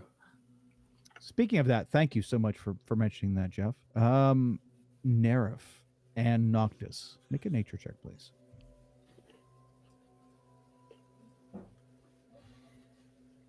Smeared into my visage, I'll add. Ooh, we Okay. good. Hey! All right, all right, all right. Since both of you averaged over 15, both of you have heard through Geodari classes. You've heard the. Actually, I don't remember if Francis specifically named the mushroom, but of byproduct of certain mushrooms can be used for artistic features. So, you have heard of mushrooms / toadstools doing the exact thing that Francis is saying, but it's actually kind of a normal thing down here. Not normal on the top side, but down here, it's actually pretty normal because there's a lot of mushrooms, like Nerif said, have bioluminescent properties or have, mix up into paints very well. That's actually kind of a normal thing down here. So it's not too unusual if you're from this area and down here. Cool. Yeah, I remember what it was called in the book. It was called Toadstool Stool. It was like a really redundant name. But the Clever. repetition helped me to remember it. As you're all waiting for your drinks, Calvin comes out with first the the nightshade chai for Noctis, and then the drinks for everyone else. All right, you all have a great day in your learning and school. Noctis, don't fall asleep because that stuff's pretty potent. I'll try not to. It'll calm you down though. So That's good. I hope your day goes well for you. Like generally looks concerned with with you with your stress level. Yeah, I hope your day goes well for you. Thanks. And as as Calvin rolls back into the kitchen, all of you begin sipping your drinks. Is there anything else we want to cover at breakfast before we head to class? No. Nope. Okay. All I right. know this eclectic brew thing is just like it dyed a different color, but I'm a firm believer in the placebo effect. Nice. Yeah, it is totally placeboing you. I mean, it does a job. It does it. It's you feel caffeinated. You feel awake and alive. It's just it was just a different color, just a different color than normal shit. So we head to class in the morning, and let's zip on over to Noctis and Nerif, as your first class of the day is the study of necromancy. We're going to zoom in on halfway through the class. And the instructor, Professor Rextrus, she is a centaur woman. She is part of the Geodari house. And let me pull up this image for you. Let me get the audience over here. There we go. GM layer and move it over to the token layer. So this is what Professor what's her nuts? Ooh. That's what Professor Interesting name for a professor. Rextrus. There we go. Professor Rextrus is a centaur woman. She is part of the Geodari house, and she is the instructor for the study of necromancy. So far this year, she's kind of taught you the very basics of necromancy and how to respect it. It's part of life and death, decomposition, and all that jazz. Respectomancy. Bringing life back into things that were perceived to be dead. And as long as necromancy gets a bad rap, but as long as you treat it with respect and life itself with respect, it can have great benefits. So we're going to zoom in on today's class in the study of necromancy, and Professor Rextras is now just finishing discussing these mushrooms. That if you would on a certain serum you make from mushrooms that have sprouted from a corpse, can often allow you to see fleeting memories of the final moments of life of that corpse. And she calls these mushrooms echo wave mushrooms. And she's just getting finished explaining, if you eat these mushrooms, you have to be careful that you don't have any predisposed reactions to these type of mushrooms. And that, if you eat these mushrooms, you will have a very momentary situation of euphoria where you are, you feel good and you're kind of out of body and you're experiencing and seeing visions of the creature that these mushrooms grew on the moments before its death. And she says that if you take these mushrooms, and she actually gives you each of you 3 mushrooms, 3 echo wave mushrooms, or echo wake mushrooms. Each group in the class, there's 4 groups of 2. So it would be Nerif and Noctis, and then 3 other groups of students. She gives each group 3 mushrooms, and she tells you that you don't have to participate in actually partaking in the mushrooms, but if you don't, then you're not going to be able to be able to get full credit. Do Noctis and Nerif, do you eat one of the Echo Wake mushrooms during class? Noctis would. Okay.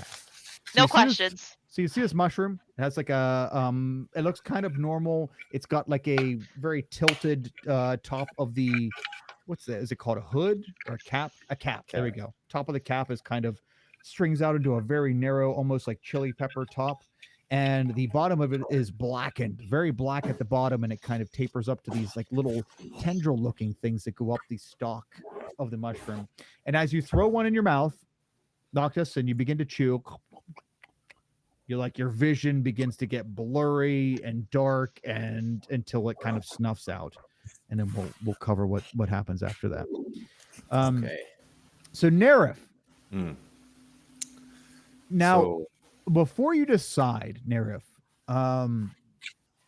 whether you want to eat these mushrooms or not, I will tell you that during your time in detention with the Geodari in year 1, when you were exposed to the leeches, when you had to go to the leech farm and deal with the leeches, you did see animals with like clumps of mushrooms attached to them. None of them were leeches, but you did see some like dead animals that they were harvesting, as a weird word, I guess, like using for part of classwork, that had colonized mushrooms on them. You could surmise that these are the same mushrooms used in those type of situations. Not that that's to sway you one way or the other. I'm just letting you know that, like, you would have, as opposed to the other people, you would have experience seeing these types of situations. So what is your perception going into this? Well, my perception going into this is that I really, really don't want to not be able to see dead people, but I really, really need to pass this class. I need to pass a lot of classes. I need as much help as I can get. I've been sleeping in, not paying attention, just talking to ghosts the entire time. And that's why I'm kind of confused, because I don't have to see through their eyes. I could just ask them, hey, what happened? And they could just tell me what happened. I feel like all of this is really unnecessary stuff. But, you got to play by the rules, right? So I'm going to, I guess, I don't know. Can I tell which animal this type of thing came from? Or do they all look rather similar? Ooh, go ahead and make a nature check. Good question.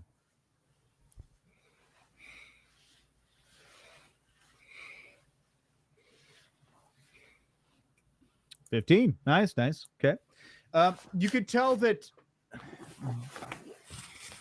it looks as though from the bottom of these mushrooms, that on one of the one mushroom you're getting ready to ingest, that it looks like there is some reptilian flesh still clinging to the edge of the mushroom. So this was probably part of some kind of reptilian creature. Okay. Alrighty.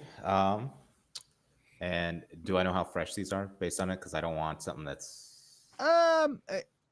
It was provided by the instructor, and it looks relatively fresh. All right. Well, this is gonna suck, but down the hatch. Okay. As both of you eat these strange mushrooms, they were growing off a dead carcass, provided by your instructor here over in the Path of the Material. Let's start with Noctis. Noctis, you ingest this mushroom, and as I mentioned before, your vision kind of like begins to bloop, bloop, bloop, bloop, bloop, go dark. And then when it goes completely dark, you open your eyes, and as you get a vision that only lasts a few seconds, but it is a glimpse of some of the final few moments of a small, I guess it's like a turtle, a small shelled creature with little claws, and you see these little claws out into your view because it's kind of like a first-person camera, like a video game. You see these like small little claws out in front of your view, and whatever body you're in lunges forward to try to grapple a small furry creature. The small furry creature jumps out. It's almost like a squirrel. It almost looks like a squirrel. Jumps away from you. You miss it. But then as the view of your eyes turn, you see a humanoid with what looks like a staff, and then the lights go out as the staff comes down and whaps you. Then the lights go out, and you snap back into Noctis's view. So you can tell that whatever creature, like the mushroom you ate, was a memory of a last memory of some kind of predatory creature, and someone just destroyed it.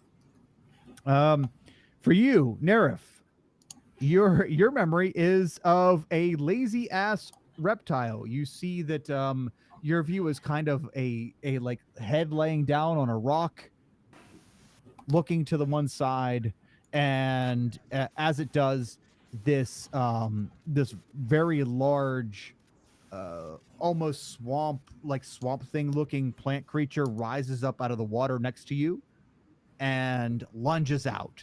And as it does, the lights go out on your vision, and whatever creature you just saw through is dead.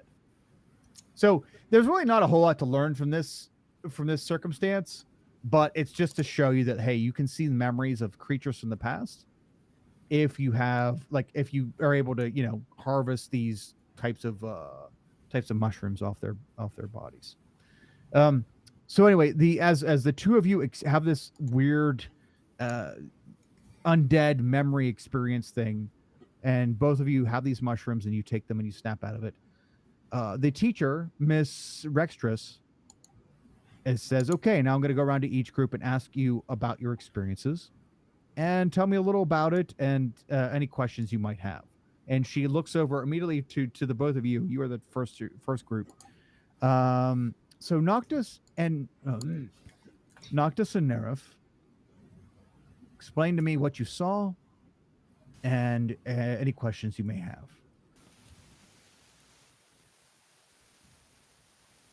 Don't be shy.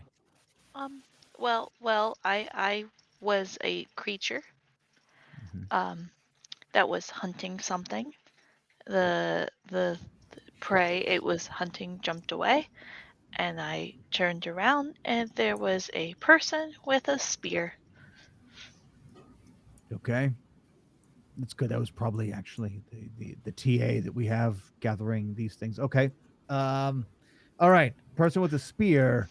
And so you gathered accurate information, which is good. So you got to see a vision from life, from this dead creature. And the centaur professor goes over and opens up this cabinet behind her in the classroom. And you could see there's several carcasses kind of stacked up in these shelves. And she points at one. And it looks like almost like a really mutant snapping turtle type creature She points at it and she's like, "Do you think that's the creature that you saw from?" Most likely, the claws look similar. Good, good. You very good, Noctis. You saw something real, and that's what we're trying to teach her. Is that you don't need these great magics to see this. Nature can provide this without being super powerful. Neref, have you also seen a very powerful image? Yeah. So I was a very, very lazy, comfy lizard, minding my own business, doing my own thing, and so I'm not gonna lie, I had a coughing fit when you were explaining that, Kyle. So did I get attacked and hunted? Like I had to mute myself and like. Oh, no problem. No problem. Yeah. So in your experience, you were like a lazy lizard just chilling out on a rock, and some plant creature came out from the water, Okay, from the that's what swamp it was. water, and like lunged out and killed you. Okay. So, okay, so yeah, I was just relaxing, and all of a sudden, what looked just like a horrible plant that kind of reminded me of a piranha, kind of like a piranha plant almost, got me. And yeah, that was pretty fun. We have a third one. Where is that? I'll try that one too. Oh, do I get extra credit if I eat the third one? Oh, Noctis, do you want to split it? Can we? I mean, you can. Yeah. The third one's laying on your desk. No one has said anything about it. Each group had 3 in case something would happen. Is there like lab equipment, like scalpels and shit, on the table? Sure. Yeah. There's lots Cool. of equipment around. Yeah. Yeah, I want to take like a scalpel and cut it vertically down the center, so we each get half that has like half a cap and half a stem. Okay. Excellent. Okay. Sweet. Sweet. Okay, so you have you take your third one, and after Neref gets done explaining his experience with his first cap, we'll just call it cap. You two split your second one down the middle. Do you take it like right then and there? Yeah. Cheers. Okay. Yep. All Just right. like cheers. All right. Both of you take half your half cap, and as you do, both of your visions begin to like shrink for a second. I'm sorry, children. We're not promoting drugs here. This is classwork. Okay. These are totally, school related. That's all. So as both of your visions shrink for a second, you both see pretty much the same image, but yours is not quite like it was before. Before it was a lizard and a turtle. All right, rough equivalencies of a lizard and a turtle. This time your visions are interrupted. You start seeing the vision of something sitting, like your first person view of something sitting in tall grass and getting ready to peek up over the tall grass, and then almost like a cyberpunk type like distortion of your view, a new view pops in. That new view is a shaky cam version of someone staring at their hands, their fingernails bloody, very feminine hands. And in fact, I think it was Noctis's view from the first time we got views of Carly. I think it was you. You will recognize these hands. Oh, They look no. like Carly's hands, but the fingernails of them look dark with like crusted blood. And like the hand, like she's looking at her hands, and the hands are shaking. And then your view snaps out. Since we only had half of each side, the view snaps out. And when you snap back in, snap back out to reality, your professor is like, "So what did the creature see? What was its last moments of life?" Noctis just starts crying. Okay. Like, just straight up sobbing. It was literally a python. What is Neref, what did you see? Okay. Noctis, did you see what I saw? I saw. Neref, those were the non-fuzzy paws. Those were the non-fuzzy paws. Oh no. Wait, so Those were the non-fuzzy paws. what? Okay, so that was the girl who was missing, and we saw these death caps. And where you said this is a python, Professor? Yeah, that's what I'm trying to figure out. Noctis's non-fuzzy paw riddle You're because positive. There's no doubt. Like, can you show me specifically where you plucked this from its corpse? yeah, and she points back to her cabinet and like points at like a dead snake carcass sitting up in one of the shelves on the cabinet. Hmm. Yeah. Look, I know in a class where you're eating shrooms and it's really kind of hard to say, are you on something? But Noctis, are you okay? Because that So I'm sure you heard it because most of the school has heard it by now. We had to do this stupid thing for Professor Wright where we did like this mind soul delve thing, except something went wrong and she doesn't believe us that something went wrong. So instead of seeing like memories of us and like our trauma or whatever she wanted us to do, we all saw visions of like the four of us all saw visions of the same person, and I knew it wasn't me because I looked at my hands and I didn't have my fuzzy paws. And the same non-fuzzy paws were in the thing from this. And I just want to stop seeing non-fuzzy paws. What in the fuck is wrong with you? All right. I heard Professor Wright, and she's a fucking weirdo. And I heard non-fuzzy paws, which obviously means you're on drugs. And great. Nerif, do you have non-fuzzy paws? And would you like to talk shit about Professor Wright? Carry on. Okay. You know what, Noctis? I'm just gonna pull Noctis aside. We're on a secret mission. We can't talk about this. I know at least now we've both seen the same thing at this point. It's gonna be okay. We're gonna figure this out. We're gonna fix this. I just want to see dead animals. Why do I have to keep seeing non-fuzzy paws?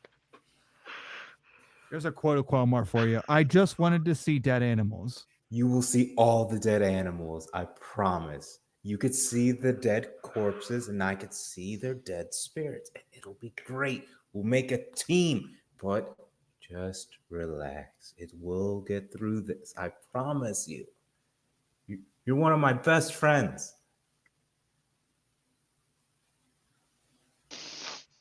Nera, if you say that to Noctis, is Noctis like consoled at all with that, or is she still pretty? Her eyes brighten just a little bit when he calls her one of her best friends. Okay. Noctis, despite this professor kind of not understanding, again, another professor not understanding what you're going through, and unable to, unable to connect here. You're not, at least this time, you're not alone. And Nerif seems to have seen the same thing that you saw. And as the two of you try to continue on with class, let's zoom over to magical histories. And let's see what I should put if it wasn't copyrighted, probably. Speaking of that, I was looking at the fucking YouTube thing, and like half of our Qualmar first classes are like getting copyright claimed, which is super stupid. I don't understand. He's the same. By who? I don't know. It doesn't say. We'll never be monetized. So yeah, I know. Demonetized from all the zero money. No, the revenue. So I know we'll never be rich on Twitch. Oh no. Let me pull up your professor. There it is. Okay. This was like caught at the very last second. So apologies. I don't have this one as ready as the other one. I hope it's Miranda Wright. She's been helpful exactly once. Wow, you're giving her credit for exactly once. Not even in this campaign. Yep. There we go. I don't know if that. Let me pull it up here with this. Okay. So, Professor, you are in magical histories with Professor. Oh, I did put him DiMaggio. Awesome. Okay. Solomon DiMaggio. Ooh. Professor Solomon DiMaggio. He is a Tinker Yor professor. I guess Francis, you would have seen him around the Tinker Hero complex, though. Other than this class, no association. So Professor DiMaggio is giving another very dry magical history is a very dry class. Not a whole lot of craziness going on here. We're not like eating shrooms and stuff like that, like those other sick fucks. But we are Professor DiMaggio is regaling all of you with the accounts of the great hero Fatalis and Fatalis's grand journey from Terrace to Eisenhound, and how she decided to make a colony in the central woods of Eisenhound, and make broad claims of creating the new tomorrow and yada yada yada. This is all before the Dragon War started. But Talus, we lost somebody. But yeah, so is saying all this stuff about this this woman who was an explorer who came to Eisenhound to create a new and protected life / village and civilization for her people. He gets done explaining this, and he says, don't you all see that if you put your mind to it, we can be far more than we were destined to be? For instance, Frost Orc. When someone says Frost Orc, they don't really, you don't think anything. Oh, it's an orc, and there has to be something to do with ice. No. The Frost Orc clans are far more than just orcs in an icy land. In fact, Bonita, the only Frost Orc, and I've checked, in this institution, how has your life and your upbringing impacted your life here in a new and strange land?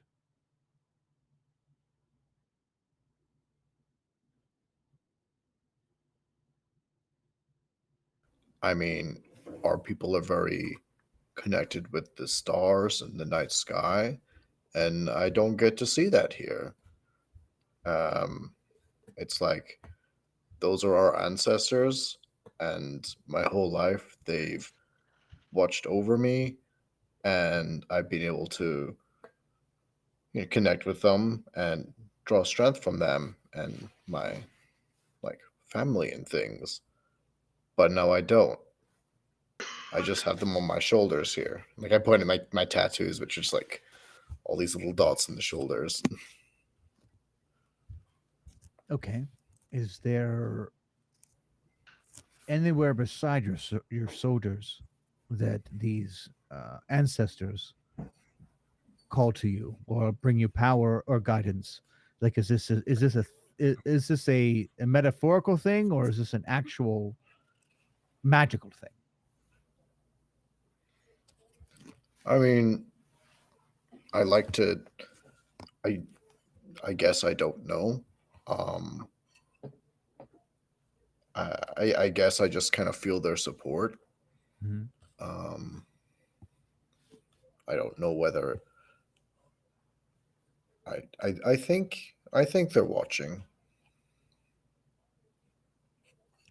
Have you ever had them reach out and help you? I mean, I guess it's hard to say. There's been some perilous nights, I suppose, where things have looked pretty bleak, but I know I couldn't let them down. So I kept pushing through, and I made it out in the end,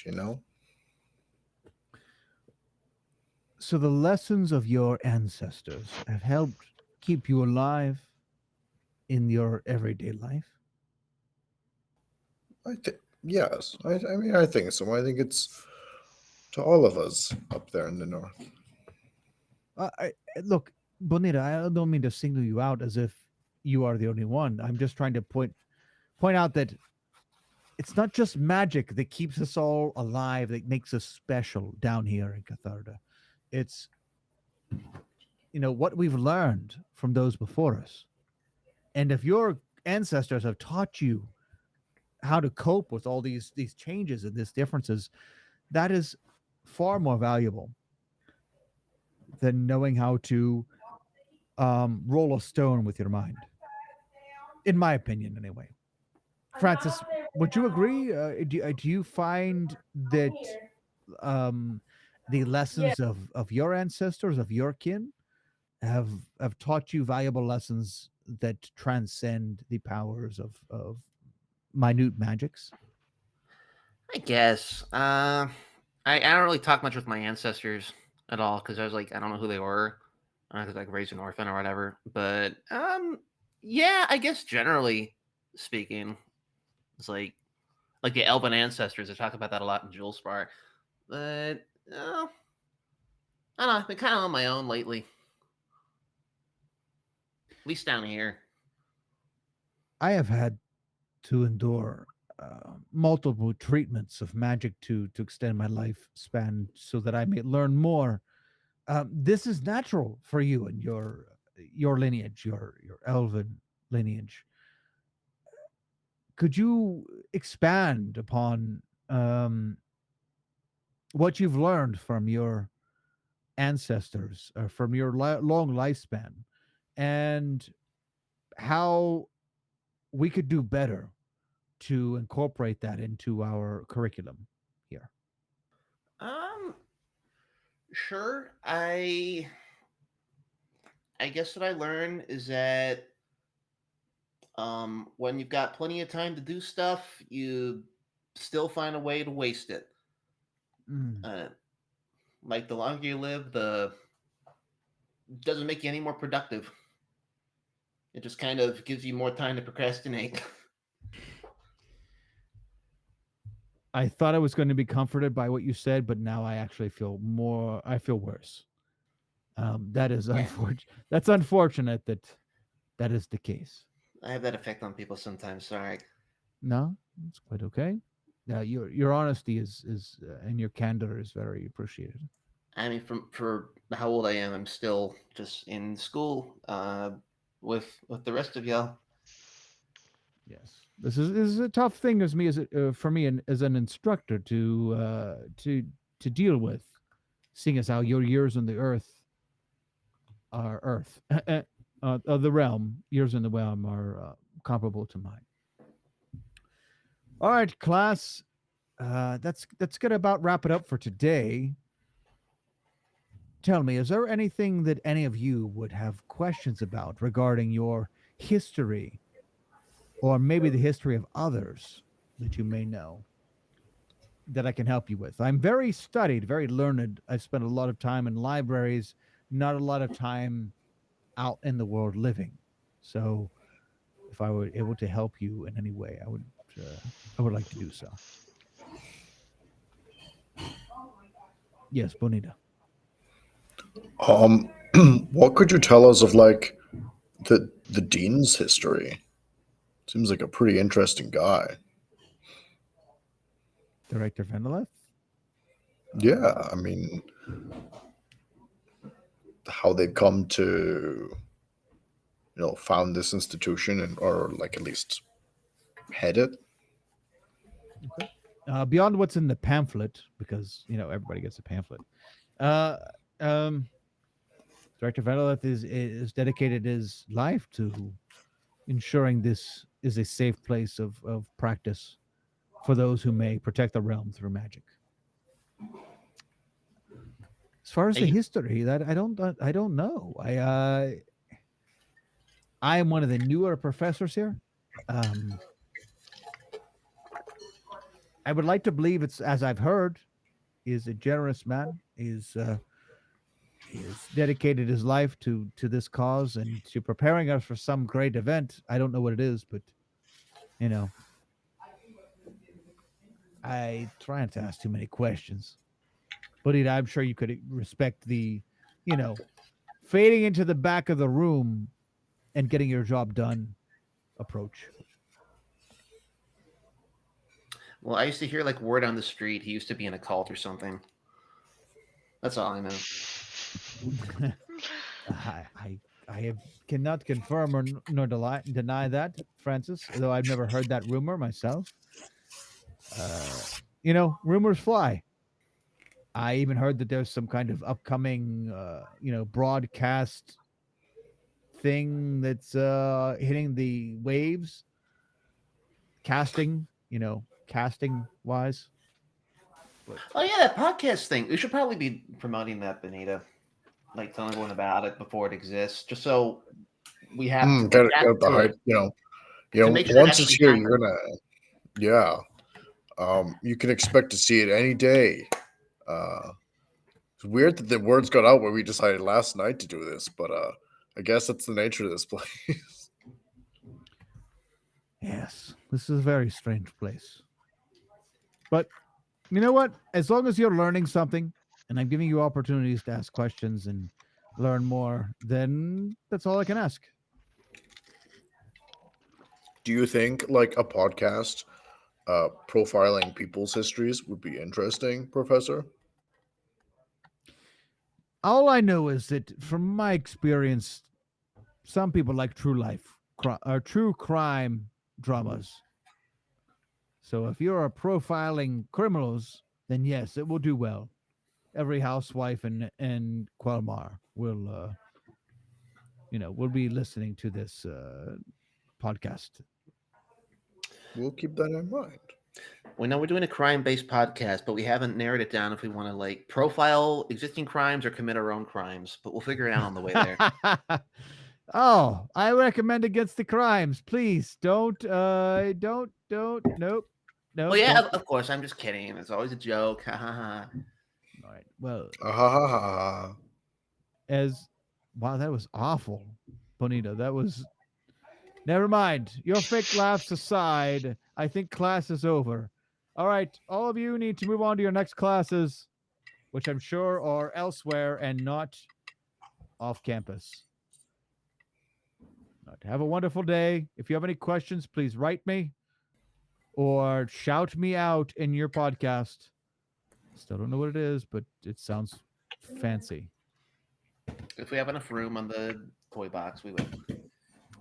Yay! All you need to do is get them to be a Patreon or be a patron. Then they get their name shouted out at the end. Yeah, become a patron, whatever that means. Yep. So as magical history comes to an end, now is the time. Now is the time when you're supposed to leave. You're supposed to meet up with the other two, Noctis and Nerif. Everyone's supposed to meet up, and it's late afternoon here at Catharta Academy. And it's time for you all to go. You all have a vial of dark liquid as your pass to get out of campus. And you all have... Actually, we had sandwiches. Nerif, what did you land on? Say that again? I'm sorry? What did you land on as far as like sustenance for your journey? You have some sandwiches. You had like 6 or 8 sandwiches. Half of them were... probably not serviceable. So I'm going to keep those in case we need to feed animals or anything, because you never know. You can make friends with a rat. If anyone can speak to a rat, I don't know if my friends can talk to animals or not. I know Morcelli used to become one, so I'm like, maybe someone else has something that I don't know. So yeah, we got some bacon and bread. Did he just give me a hunk of meat, right? It was cured. Yep. So safe to eat. It'll last a while. Awesome. Do we have camping gear? I think we do. So yeah, we just have meat, bread, and then the older sandwiches. Some of them are fine. You said they're like peanut butter sandwiches, which are fine. Yeah. And then like the dangerous ones we could give to either bad people or animals that are hungry. Make friends with the animals. Okay. Yeah, sure. Those other ones should be just fine for animal consumption. As you make sure we're all bagged up and we have meals, all of you meet after class on main campus. We're just gonna put you like right in the middle of where nobody's around. Boom. Yeah, I just approach the group. I'm swishing around this dark liquid in the vial with the topper on stop, trying to figure it out what it is.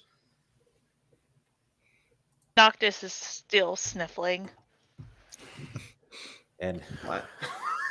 What? I was What's just- funny? She was traumatized. Yep. Are you guys okay? I saw God. the Yeah, not doing fuzzy great. paws again. Boring class. We're getting the word's getting around about the podcast now. Oh yeah, you were there. You're in my class. Sorry, Noctis. What was that? That sounded more important. Sorry, Francis. But Excuse me. I saw Is we Noctis here? saw. Yes, I said Noctis is still sobbing. And no, so she's like, Nera saw them too, but I saw the not fuzzy paws again. Yeah, the paws were definitely not fuzzy. We lost Francis. Just absolutely evaporated from existence in front of me. It was horrific.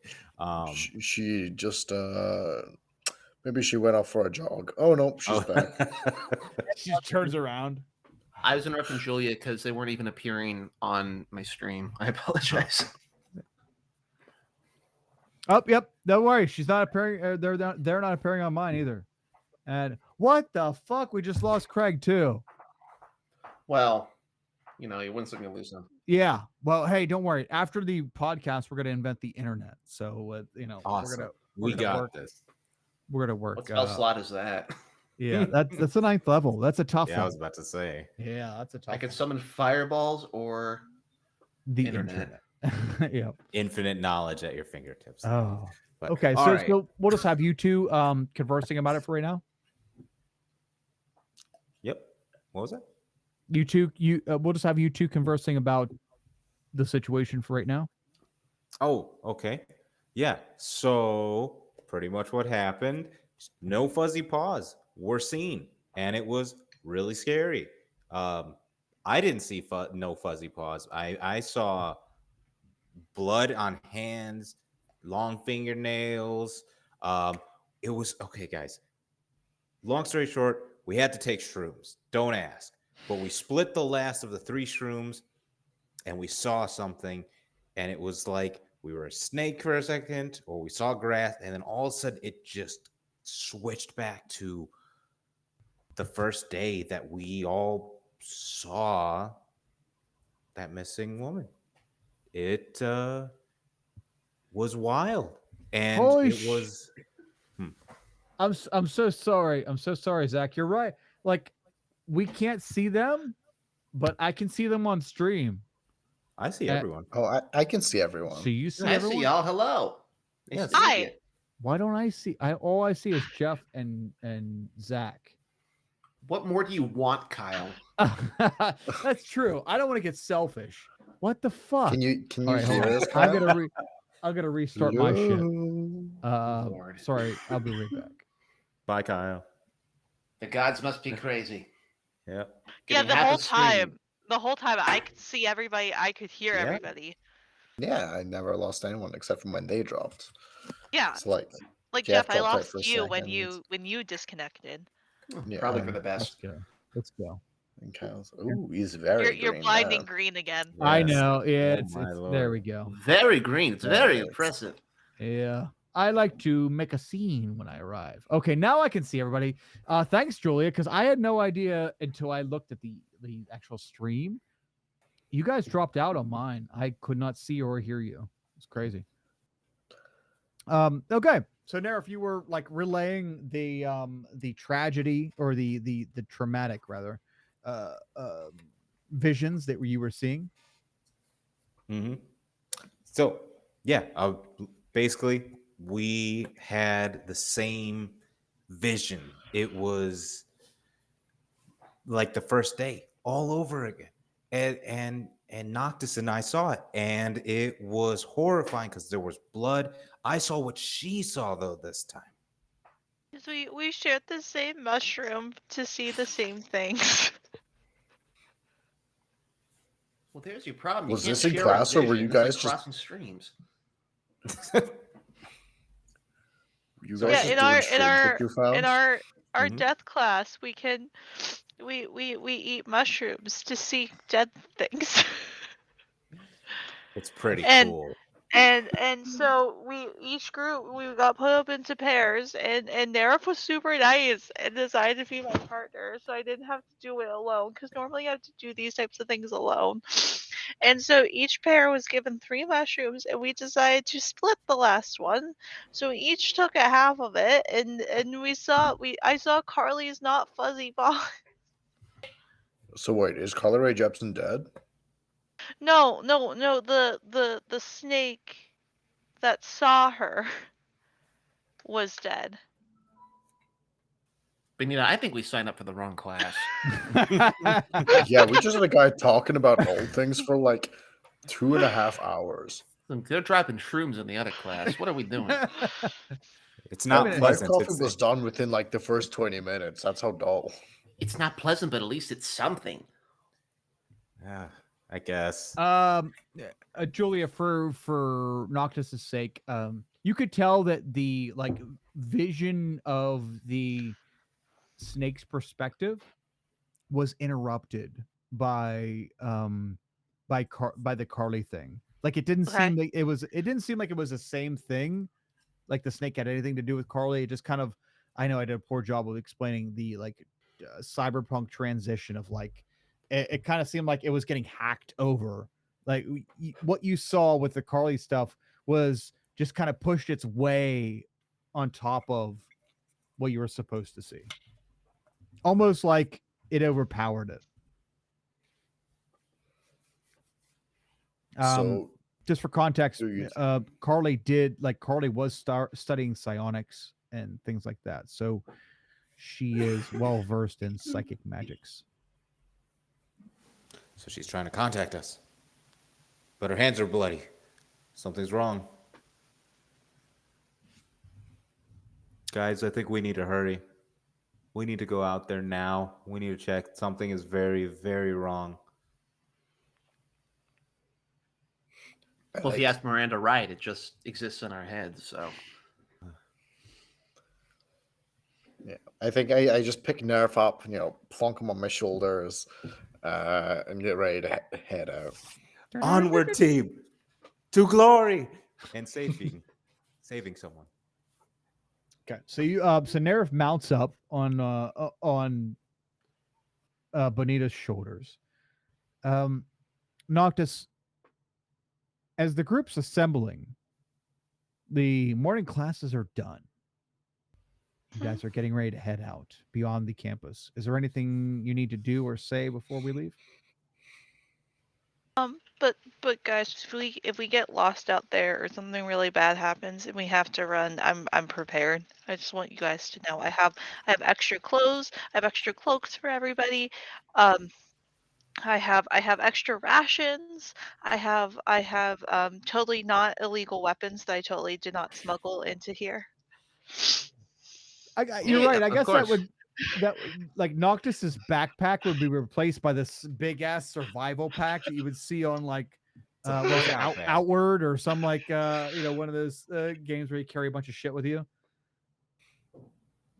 So you have like this The giant, Death Stranding 14-foot backpack. yes, you actually see a baby in Noctis's backpack. No babies. No babies were involved in the filming of this school scene. But yeah. So Noctis has this big ass survival pack ready, and she has made proclamations that she is ready to help the group. Francis, Yeah. Anything in your anything you'd like to say or do before we roll out? Because this is wheels up. We're getting ready to leave the campus proper. Okay, how long was it before the last time I casted the snare? It's only 8 hours. It's been less than 8 hours. Was the morning classes are 4, so yeah, it's about 4 hours. Okay, I'm gonna leave it alone. It's probably Okay. fine.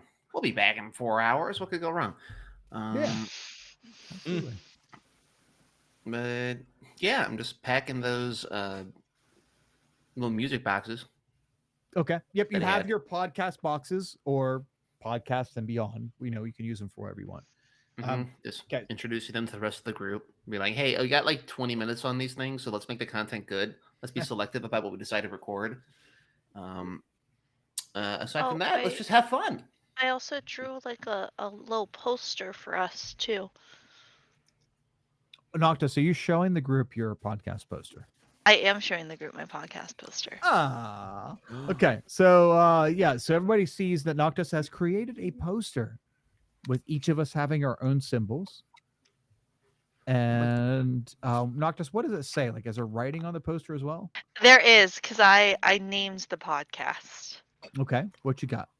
I named it so you think you found a cult, oopsie daisy. Oopsie daisy. Okay, so you think you found a cult, oopsie daisy, and is that the name of the podcast or the name of the episode episode 1? Noctis doesn't know. That's just what she wrote on this little poster. Oh, holy shit! There it is. Oh my, that is grim as fuck. I like just it. a brain. A brain and a cog and a bloody paw print and a little bunny Now, and oh, that's awesome. I Oopsie appreciate this a lot. It does look incredibly ominous. Especially the bloody paw print. Is this giving the wrong idea about not- what this? It's not supposed to be bloody. It's supposed to be like paint dripping because I do art stuff. Oh right, I yeah, just that's thought, how that reads. I just thought the red looked good.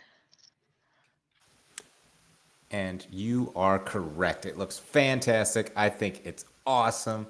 Maybe we come back to this, but you know what? I'm going to hang this right here on Bonita. Just gonna tape it to Bonita's back, just right there. How the first T-shirt was invented. Yep, that's the first merch. Graphic design, everybody. Graphic design. Yeah, we got merch before the podcast even exists yet. Yeah. That's production, you know. I can't wait for the people in this town to start asking questions. Okay. All right. So you slap this this graphic, this poster on Bonita's back as a billboard. And you mount up, and we're all rolling out of Catharta Academy. As we head down this small cavern, let me get rid of. Oh, he's not sexy. Not sexy, Professor, because all the other ones are sexy. I had to choose that one. I mean, I don't know. That was Big Daddy vibes from it. I will say. Yes. Okay, there we go. We go over here to the. No, that didn't work. Oh, shift. That's it. So we go over to the tunnel by the faculty offices. We go to exit Catharta Academy. We walk down this long, desolate, abandoned tunnel. Well, it's not abandoned, but it's like, featureless tunnel. There's stalactites, a few stalagmites here and there. And you get down to the end of this tunnel. It's a dead end with the exception of 2 large stone golem looking creatures, or maybe they look like statues. And oh shit, I forgot to grab the images for them. Darn it. Okay, so they look like stone statues. Humanoid in shape, but very bulky and non-uniform. Holy fuck. All right, well, if you want to know what they look like, so I don't take the time to look, search up Blue Sentinel, Legends of Runeterra Blue Sentinel. That's what they look like. I'm not going to do that. No, don't do that. Take your You don't word need for to, it. You don't need to do all that. It's a lot of work. But that's okay, because I'll repost it after the game. So I did, and they look great. Awesome. Thank you. They are awesome. So these large stone golem looking creatures, they're both inert on either side of this little tunnel as it tapers down into a stone wall. And did anybody? Oh, you did it. Oh, thanks, Craig. Oh, that is a very different picture than I was thinking, but that works. It works. So as you approach, then they become animate and they light up and they kind of both come together and block the way to the vacant wall beyond. As these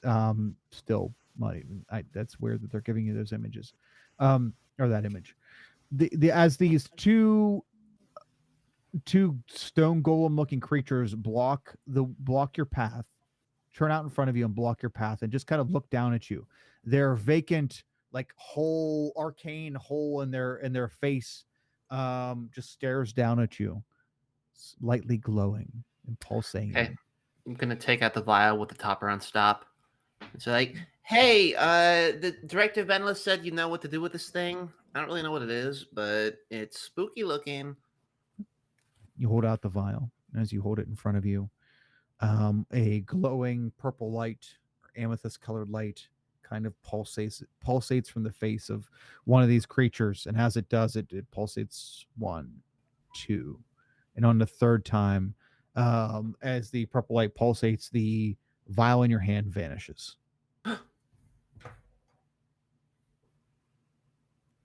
Wow, neat One of magic trick. One of the golems, the golem with the pulsating light coming from its face, steps aside. Francis, for you. Well, great, thanks. I'm gonna walk through. Okay. It's like, good luck. See you on the other side, everyone else. I'm gonna walk forward run as off. well as Francis is walking. Mhm. Okay.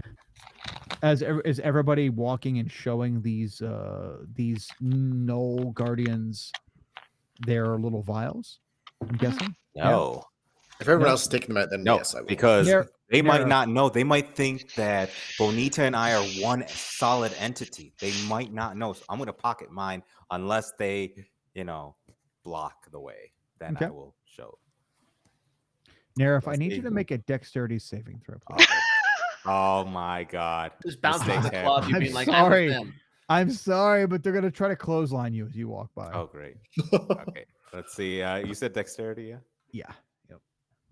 DC 14. Oh, okay, good. Good. Ooh. Okay.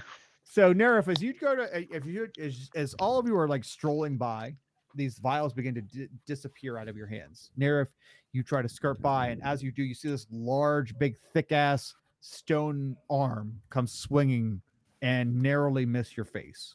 Thick with 2 C's. nice. Yeah, and it misses you. You then see the other Knoll Guardian, boom, sidestep to get in front of you and Bonita. Oh. Sorry.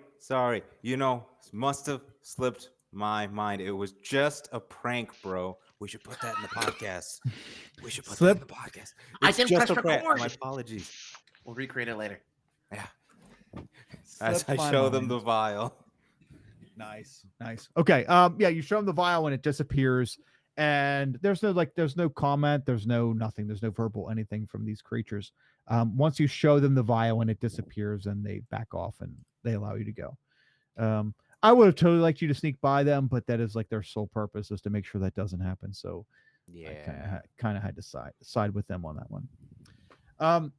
As all of you pass these guardians and continue walking down to the end of the tunnel, as soon as you reach the end of the tunnel, you see that there is no wall. There is a wall, a solid face wall, and these guardians, as you pass, they both start making their way back to their original positions. And as they both stand in their original positions, you hear a click in the wall in front of you, and it begins to swing open, almost like a door. The stone wall itself, flush with the interior of this tunnel, swings open. You can see the light beyond. As you push, as someone pushes on the wall, on the stone wall, and it opens up, and you hear the creaking of the hinges, and you start smelling the smells of not only plant life, because you're opening up into some kind of shop of sorts, but the smells of the town, the Underdark town beyond. That's where we're going to pick up on the next session, as we are entering from the academy into Maymogu and our adventure beyond. Thank you, everyone, so much for joining us in our return session here in Catharta Academy for Qualmar First Class. We have prepared. We've taken the entire session to prepare for this journey. For better or worse, we have sandwiches, we have friendship, and we have hopefully not dying. As we're making our way from students out into investigators, I don't even know what the hell we are once we get out here. But Podcasters. Yeah. Yeah. Influencers. We're Yes. influencers. Yeah. Yes, as if anything else could be more intimidating than saying podcasters or influencers. We're making our way out into the underdark town of Meimogu. And we're going to go out in here. Remember, you are not to say anything about the academy because it's a secret. And we're going to go out and possibly find some leads on finding Carly and see how that happened, or see how that fares out for us, and if we can find any any fruition there. Thank you so much for joining us. Let's hop around and check in with our players. Thankfully, we have time this time. Oh shit. Well, we have some time. Didn't realize it's after 9 already. Ha! Time flies when you're having fun. Okay, let's slide over to the other view for one. There we go. We don't need a map. So let's slide over to Noctis. So Julia, can you tell us who you are, any closing thoughts, and your stars and wishes for today? Let's get back to that. So your stars and wishes. Basically, people, stars and wishes are a system of stars being things that you liked about today's session. Like maybe a highlight moment of today's session for you, and wishes being something you'd like to see expanded upon because of today's session, or just in general in future sessions. So Julia, take us away.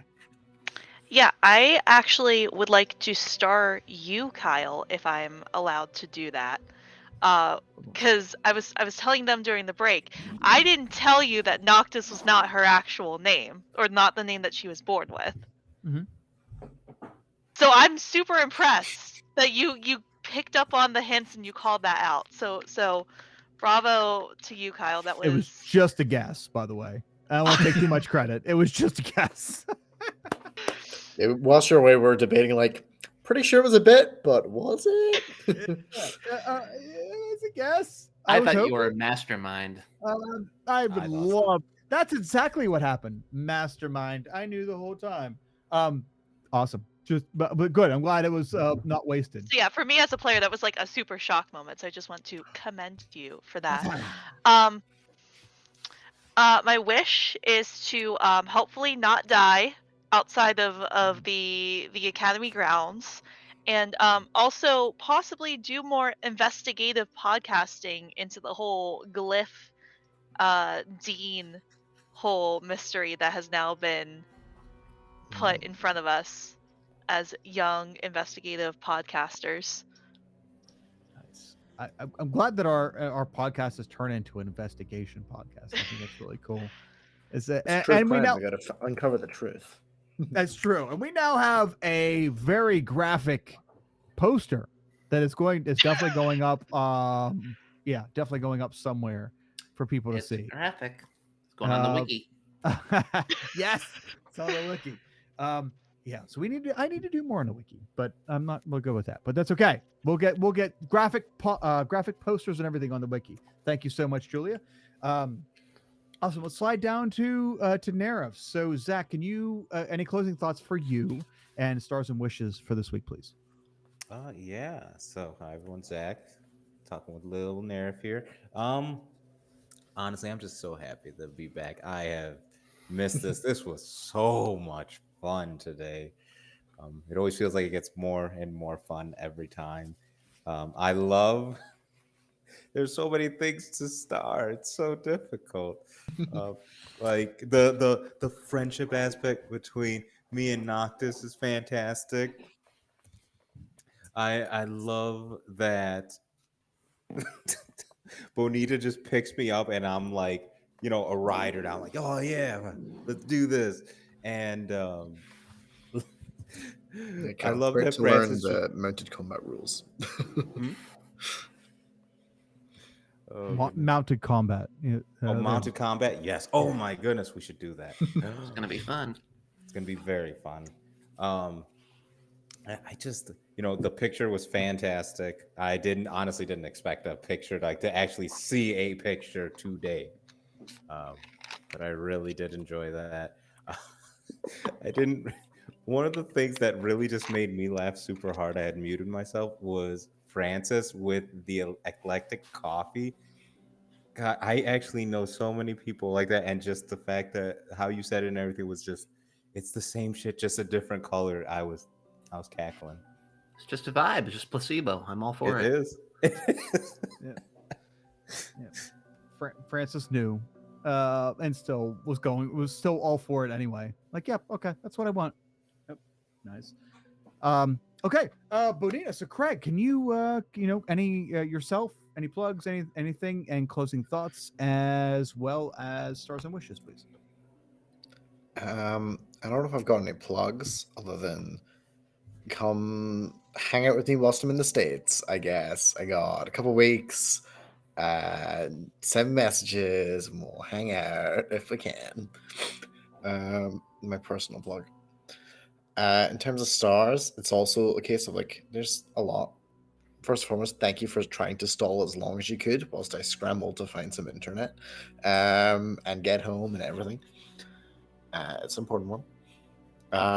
Also, a star Kel. Thank you for just like giving me the space to just do some random lore drop about stuff that I wrote about for the wiki. Just very casually, very in game. It's fun. I like just seeing our relationships build between all the characters. I think it's a lot of fun so far. I'm excited to see where that goes. Lead to wishes. I'm excited to see how that goes. I also look forward to getting into that town, seeing some life outside these walls, and maybe see if there's a fun market to spend all this starting gold in. And seeing whether Craig as a player will remember that Kyle said, don't mention the school, it's a secret. We'll see how that goes. Oh, I'll definitely be trying to poke that bear.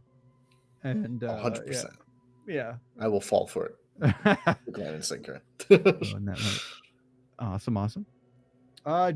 Francis. So Jeff, any closing thoughts and stars and wishes today, please? Yeah, I'd say my star goes to Craig today because the voice that you do for Pamita makes my brain release happy chemicals. My wishes for next time around, I want to meet some quirky Underdark characters. Who the heck lives in this town in the Underdark? I don't know. I hope that they're funny. I hope that they do a funny voice. That's what I got. I'm looking forward to seeing this town. Who lives in the Underdark aside from pooping mushrooms? Pooping mushrooms. Unfortunately for me, I think, there's a lot of them that have goofy underground voices. So, yay! Yeah. Hooray! But I'm very excited for you guys to go out into Maymugu as well, and to, like Craig said, to also poke you and try to get you to say things you're not supposed to say, which would be super cool too. Because you're trying to do an investigation, you're trying to be students, you're trying to survive, you're trying to do all this shit, and I'm going to try to throw wrenches into all your plans, and that's just kind of how it goes. Awesome. Thank you, Jeff. Kyle, I'm your DM. And stars and wishes for me. Star is the fact that you guys roll with like the dumb shit that I throw at you week after week, including this week. And wishes are I don't know if this is quite a wish, but there's a weird line to walk between giving you experiences and knowing which experiences you want. So I wish that I can give you the depth that you want without making it too slow, right? So like today we didn't go very far, but I wanted you to have a lot of small interactions with each other before we leave, because the dynamic changes when you go from the safety of the university to the outside world where there's no safety net. There's no there's no nurse, there's no school nurse, there's no nothing to come save you once you get out here. So, I wanted you to have that opportunity, and I don't know if I made things too slow or make things too slow, or if I keep them in depth enough that you guys get to build a relationship with each other. I want you to feel like, this world is real, and my wish will be that that I accomplish that, and that we accomplish that together, and find friendship within each other, and go through this experience together, and then come out the other side better people, like in Noctis's situation, maybe with more friends, and everybody else find a little something for themselves. Plus, we can save somebody, which is super nice. So we'll see how it works. Without anything else, that's our session for today. We'll be back, hopefully, fingers crossed, in 2 weeks. We'll be back for our next session, and we'll keep chugging along here, solving mysteries, having class, having fun, and spending time together. Thank you so much for joining us, everyone. And remember, until next time, keep rolling the dice. Yeah. Mwah. Bye. Bye.